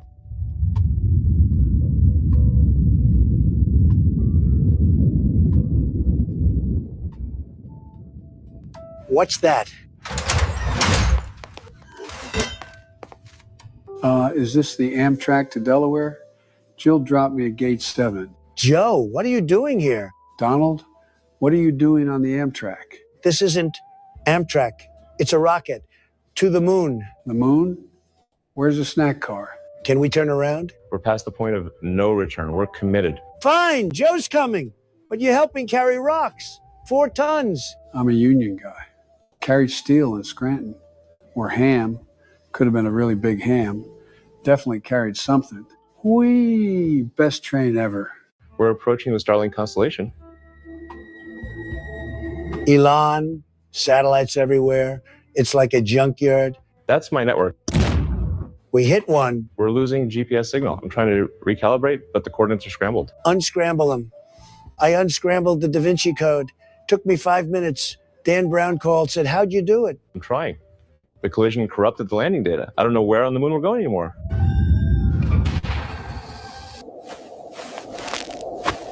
I'm okay. Perfect landing. This doesn't look like Delaware. Whee! I'm gonna find corn pop. I hereby claim this moon. I'm the first man on the moon. Hey, I found something. You're not going to believe this. What the heck? Can I help you? Neil Armstrong. And you're trespassing. Coffee? So, moon rocks for a ballroom floor. The Trump Ballroom, 111,000 square feet. I need 7 tons for the floor. Premium rocks, the most premium, believe me. I tell you what, I'll take you to Lunar Mare Serenitatis. Beautiful formations. Neil, can I be honest? Of course. You've been here 56 years and this is it? One house? Where's the golf course, the hotel, the Hudson News, the Brookstone? Not even a Dave and Buster's? I like the quiet. Wasted potential. You had decades and you did nothing. Just sitting here, drinking coffee, staring out the window like you're at a Denny's. This is the moon, Neil. The view is nice, though. Joe, not helping Sleepy. Neil, I'm sorry, but as president, I can't let this stand. What's wrong? You're fired from the moon. What? Pack your stuff, Neil. You're evicted. This is my home. Was your home. Now it's mine. Future site of Trump Moon Resort and Casino. 18-hole golf course. Water park. Well, not water, but you get the idea. I'm putting a Starbucks in your living room and a Cinnabon. Elon, give him the jetpack. What? The jetpack. I know you brought one. You always bring jetpacks. I did bring one. Perfect. Strap it on, Neil. He's leaving. Where am I supposed to go? I don't know. Figure it out. You're an astronaut. You're resourceful. I'm really sorry about this. This is insane. I'm calling NASA. Call whoever you want from space. Now, where should we send him, Elon? Well, there's a stable orbit around Uranus. Perfect. Uranus. Beautiful. Poetic. Neil Armstrong. From the moon to Uranus. Uranus? That's 2 billion miles away. Then you better get going. Beat the traffic. Setting coordinates for Uranus orbit in 3, 2, 1. See how great our countdowns. So, what now? Now? This is mine. Beautiful house. I'm keeping it. Maybe I'll put a golf simulator in here. Ooh, he's got moon pies. Ironic. Should we go get the rocks? Yes, rocks. That's why we're here. Look, rover keys. Neil won't be needing these.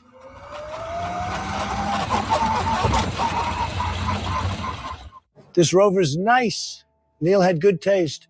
Too bad he wasted it on sitting around. Just look at these rocks. Neil was right about one thing. These are beautiful. These are nice, like river rocks, space river rocks. And now, a historic moment. The first presidential golf swing on the moon. Did you see that? 1.5 miles, minimum, possibly 2 miles. New record. Beat that, Tiger. That golf ball just hit something? What could it possibly hit? There's nothing out here. Was that Neil screaming in agony? Yeah, your golf ball punctured his fuel tank. He's spinning out of control now.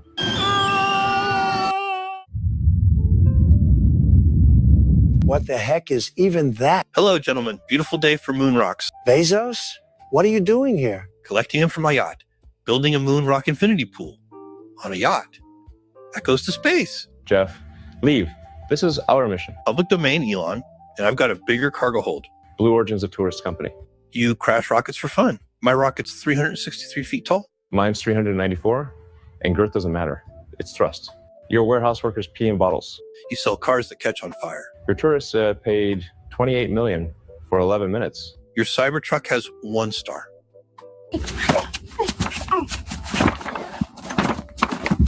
Enough.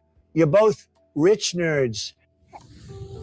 Jeff, I'm canceling Amazon Prime right now, live on the moon. You wouldn't. 20 years of membership and I'm about to cancel. No, your order history, your recommendations. I've got $127,000 in my cart and I'm buying it all from Walmart.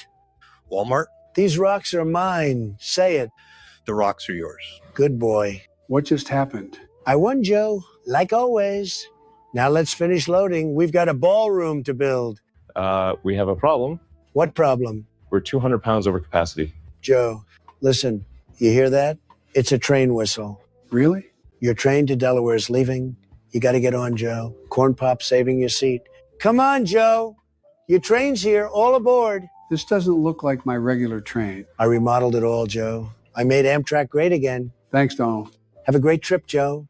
Choo-choo. See you in Delaware. Liftoff Quince initiated. Now let's go home. We've got rocks. I'm back. I conquered the moon. I'm the first man on the moon, and I brought back 5 tons of genuine lunar rocks. Mr. President, what about Neil Armstrong? You said he helped you?